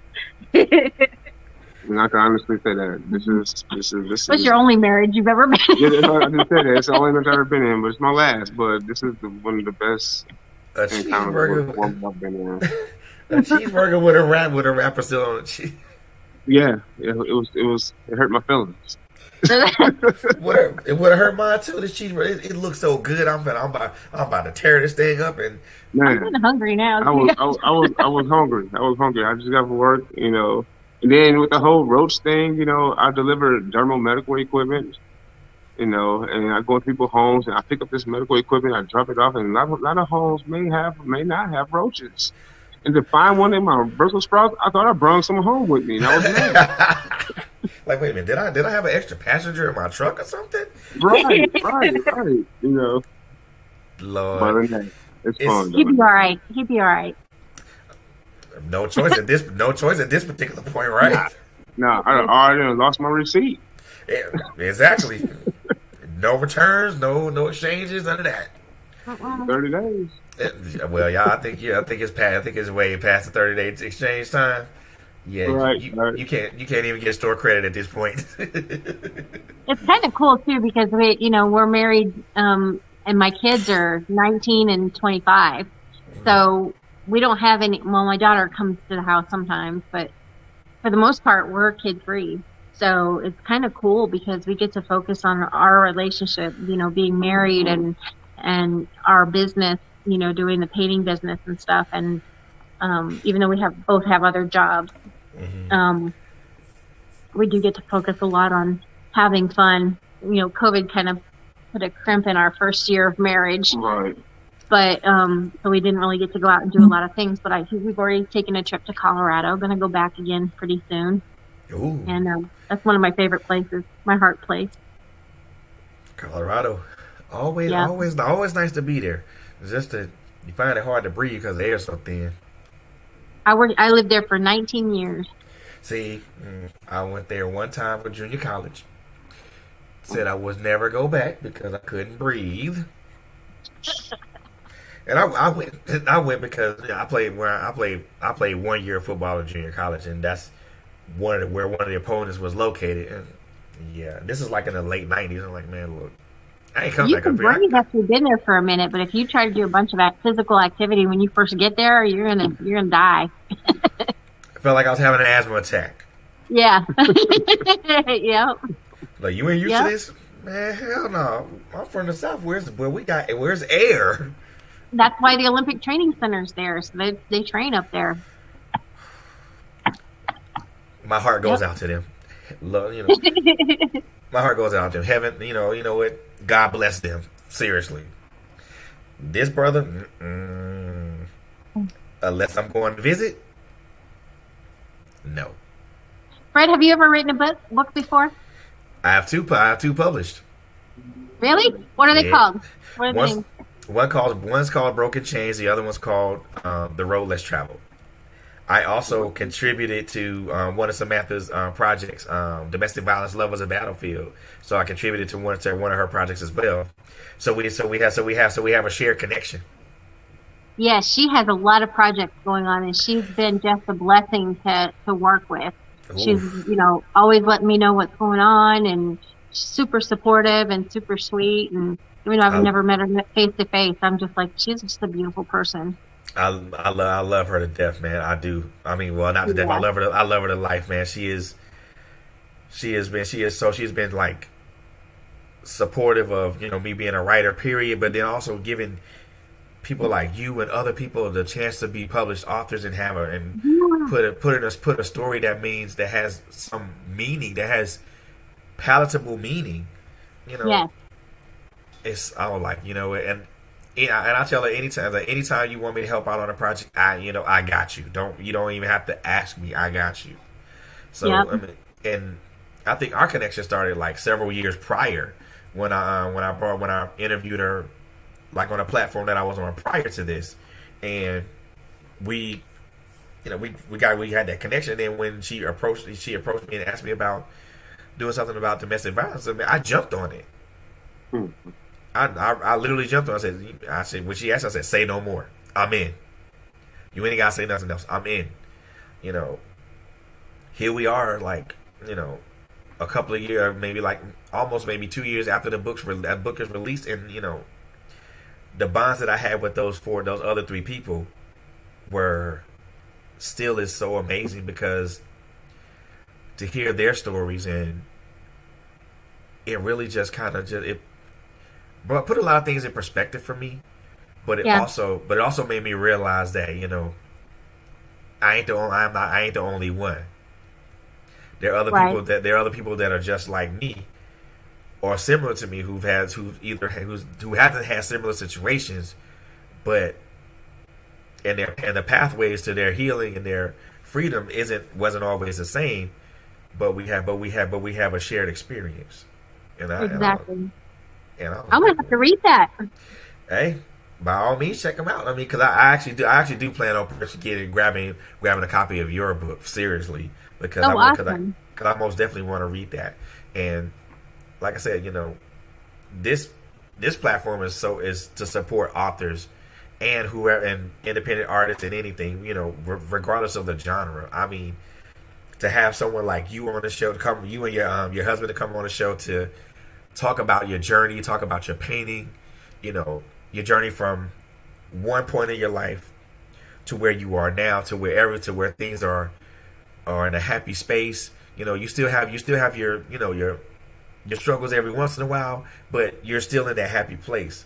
And to hear about to talk about that and hear about that, it first and foremost, it brings so much joy to my heart to to hear that, out of all the stories that that don't have happy endings, your story has a happy ending, and and that happy ending continues to be happy, and it's not necessarily ending; it's really a happy beginning. Right, exactly. That's how I feel. I feel like it's like a happy journey now. Finally get to a point where I got somebody that got my back. I got somebody I can trust now. Exactly, and it's so important to have someone that the one and I mention this all the time when I talk about support systems. Whether it's a spouse, whether it's a friend, whether it's a relative, it's important to have those support systems around you. And I always say that not only do they walk behind you, they also walk in front of you. They walk to the left and they walk to the right of you, because these are the people that's going to always surround you on all four sides. If they see something that somebody is about to attack you from behind, they're gonna back you up. If someone's coming from the front of you, they're gonna repel that frontal attack. If someone's to the left or to the right, they're gonna make sure that you're safe on all four sides. And it's so important to have those people align with you and walk with you, and well, in some cases, carry you. And sometimes it always can't be your family, and that's why I started the group, the Voices group. It's been that support group, support sisterhood, whatever, for so many women, and it's changed a lot of lives. It's been really amazing to see some of these women that started in the group like several years ago when I first started it, and where they are now. And see their journey, and I know them, like I know these women now, and we kumbaya, hold hands, whatever we got to do to get through whatever's going on. And it's just really, really cool to see them come out of a really bad place, and but we're still friends. We're still all friends and hang out, and not all of us can. We have a few members. It's kind of weird. I started another group in Australia, same kind of thing, online support group.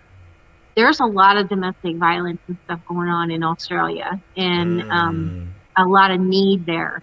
But it was too hard for me just to be able to do everything that I was doing, plus do that group and my group and all the other things that I was into.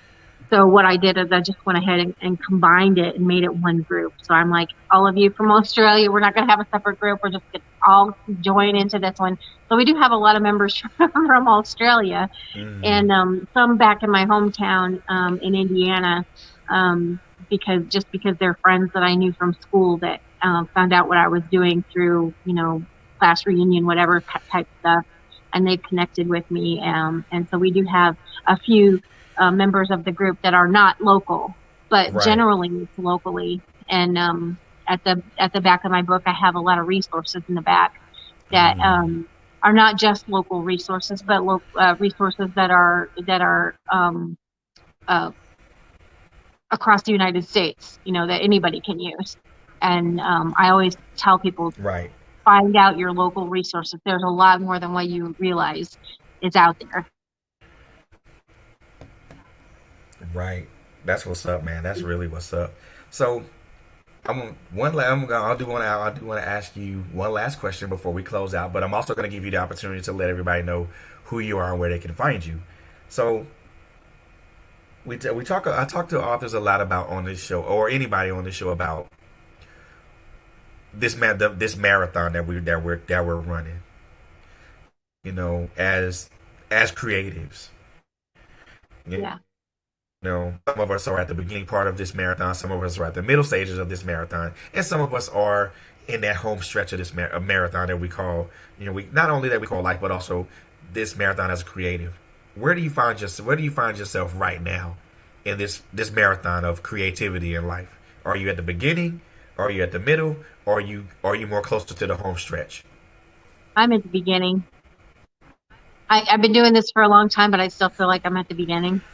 Maybe that's just because I'm a young soul, but I just feel like there's so much more that can be done. I may never ever get to do all of it that I want to do, but I always feel like there's always something new, something different, something positive, something fun, and exciting to do, and things are always changing.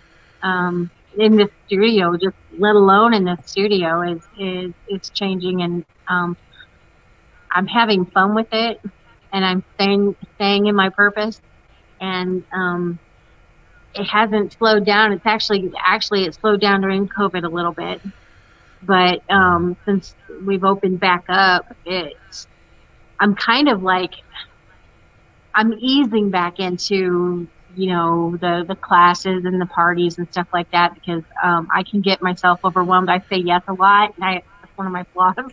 I say yes to everything, and then I wear myself out. And so I'm just like, you know what? I'm going to have fun with this. This is a journey, and being creative isn't just painting. Being creative is like, how am I going to do this? How am I going to present this? How am I going to, arrange my paintings on the wall? I mean, just everything. Just like there's so many aspects to it. Who else am I going to meet? There's different places where I can get my art put into different galleries or something like that. I mean, there's just so much that I'm learning about, and it's for me, it's always beginning. That's an interesting way to say that, especially when, you're at the kind of like at the midpoint of your life, because a lot of people look at it like, well, I'm at the midpoint, so I'm kind of like downhill. And most people would think of it as that, but for you to say that you're at the beginning, speaks a lot. Number one, it speaks a lot about, you being an old soul, but a young soul. Yeah. And because you want to make sure there's so much for you to do, you've got a book published, everything in your art studios begin to pick up and things of that nature. So, and then also you're just really just coming into your stride. So, for you to say that you're at the beginning, that's who you are as a person, because again, you can be at the midpoint of your life, but at the beginning of a journey. And yes, where you are as a creative is different to where you are in life. You can be at the home stretch of life, but at the beginning of a journey, beginning of a marathon as a creative. And a lot of people don't equate those. A lot of people equate those two, and you shouldn't equate them, because they're not changeable, but not so much. I honestly feel like I am reborn a different person, and that this is the beginning of a new life for me. That's exactly how I feel. Just it's really weird. It's kind of maybe disassociative. I don't know if that's really a good thing, but that other person that I was before and all that other stuff has, it made me into this other different person, and I am loving and enjoying every single moment of what I have now. It's really important to me to be able to use my art and reach out to other people that need the information that I can give. Indeed, and we most definitely need more people. We most definitely need more people like you that's willing to be able to be that change agent for a lot of people. But I'm going to actually give you this opportunity to let everybody know, first of all, who you are, your book, and also the other things that you do, but also give people the chance to know who you are on social media. So I'm going to give you the floor, and go ahead and shoot your shot and give that shameless plug. Reintroduce myself. My name is Lyshell ReAnn McBride.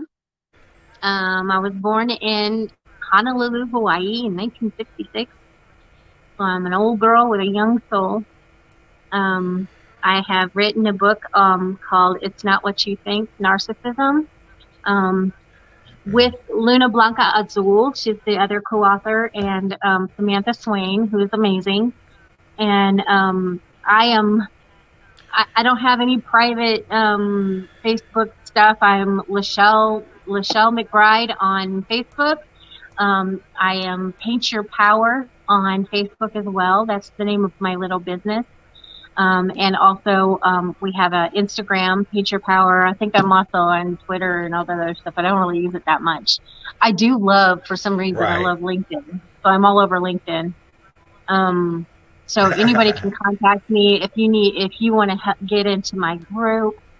If you want to get some advice on some art therapy ideas, I can help you with that. If anybody wants to reach out to me for anything like that, I am more than willing to help or point you into the direction of where you need to go. Talk about writing a book and my journey about that. I'm open to talking to anybody about any of that. Cool. Oh, I do have a website too, not for my book, but it's for my little business, www.paintyourpowerllc.com. And I do talk about my art therapy on the website. Paint Your Power. Paint Your Power and art therapy. Ooh, that's that. And I love that. I love that guy. My group that's on Facebook, the private group, it's called Voices. And Voices stands for, wait, I got it written down right here because I always forget. Voices stands for Victims Offer Inspiration, Caring, Emotional Support. And it is a secret group. So if you can't find it by searching the Voices group, you can always reach out to me personally and I will vet you into the group. So if you want to get in there, I'm more than happy to befriend you on Facebook and get you in the group so you can at least have a little bit of a support system. Indeed. Again, it's support systems like this that are that are so sorely needed, especially in the times that we live in currently. Yeah. Even with the onset of COVID, I mean, domestic violence is still something that is still rampant, is in not only here but in other parts of the world. And I most definitely appreciate you for putting your best foot forward, and not only empowering women to empowering women to be free, but also empowering them to find their voice, no matter what it is, whether it's through painting, writing, or whatnot. So I most definitely appreciate you for that. One last thing I wanted to say is that I talk about it in my book as well, but I did end up suing my abuser, a civil suit, under the tort of outrage, and I won.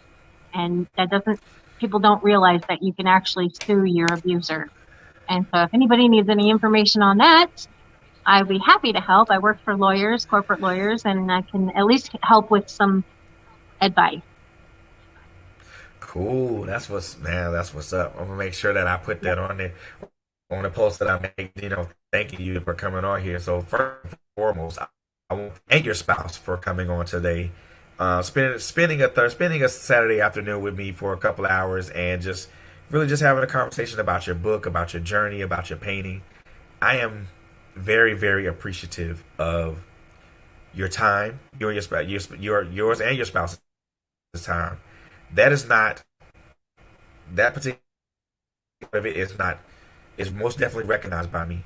So I really do appreciate your time, because I know you guys could have been doing something different, but you took the time to hang out with me, and I am very grateful.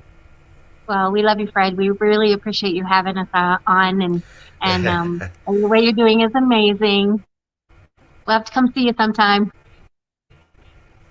Oh, I appreciate that, man. I would love to have you guys. I would love to have you guys come up and pay me a visit. I would love that so much. And I thank you guys. And again, I thank you guys for taking the time to. We got family there. Cool. Yeah, Atlanta. Oh yeah, all over actually. Yeah. Yep. Well, if you ever need anything, just let me know, okay? Gotcha. I got you. Ladies and gentlemen, boys and girls, I want to introduce to some and then reintroduce to to more people my friend, Miss Lyshell ReAnn McBride. She is an author. She is a painter. She is an advocate for domestic violence, and she's a change agent for empowering women to find their voice, whether it's through art, whether it's through reading, through writing, or whatnot. But she wants to make sure that every person, every lady, every woman who's been in an abusive relationship find their voice. And as we close out today's show, I want to leave everyone that's viewing with this. The philosopher Lao Tzu said this one thing best: the journey of 1,000 miles begins with one step. However, we as human beings are very reluctant to take that step because of where we think that journey will take us, or where we think that journey will not take us. The importance of taking that first step is there's an importance of taking that first step. The reason that we take that first step in this journey is, number one, healing in our pain, in our experiences. Number two, to find our path forward. And number three, to find out where we belong, and to be a change agent and a help to those who need it the most. If you take your first step, you're able to find all three of those things. And in taking that first step, you have to trust the process ahead.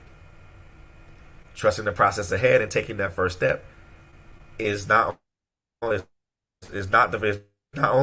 the first step in finding healing, but it's the first step in being a change agent and finding out who you are. I want to thank everyone for tuning in and watching today. I also want to especially thank my special guest today. She is an awesome person, and most definitely will be welcome back here at any time she wants to come back. All she has to do is let me know, and when I got you. And I just want to and before we close out today's show, I want to remind everybody to continue to follow us on Facebook at TrailBlazerz Radio, on YouTube at TrailBlazerz Radio, and also Instagram at TrailBlazerz. Next week there's going to be some great shows that'll be coming up with the show that I have on Friday with gospel artist Miss Lonnie Crawford. She'll be in the building. We're going to have a nice conversation. And also my audio podcast, Unpopular Opinion, is debuted on the 1st of June. Check that out on Spotify and on Anchor. And that's pretty much it for today. I want to wish everybody a great Saturday. And the last things that I want to mention to everybody is to, number one, take care of each other. Number two, love on each other. And number three, stay safe. Thank you all for tuning in, and I wish you all a very great afternoon.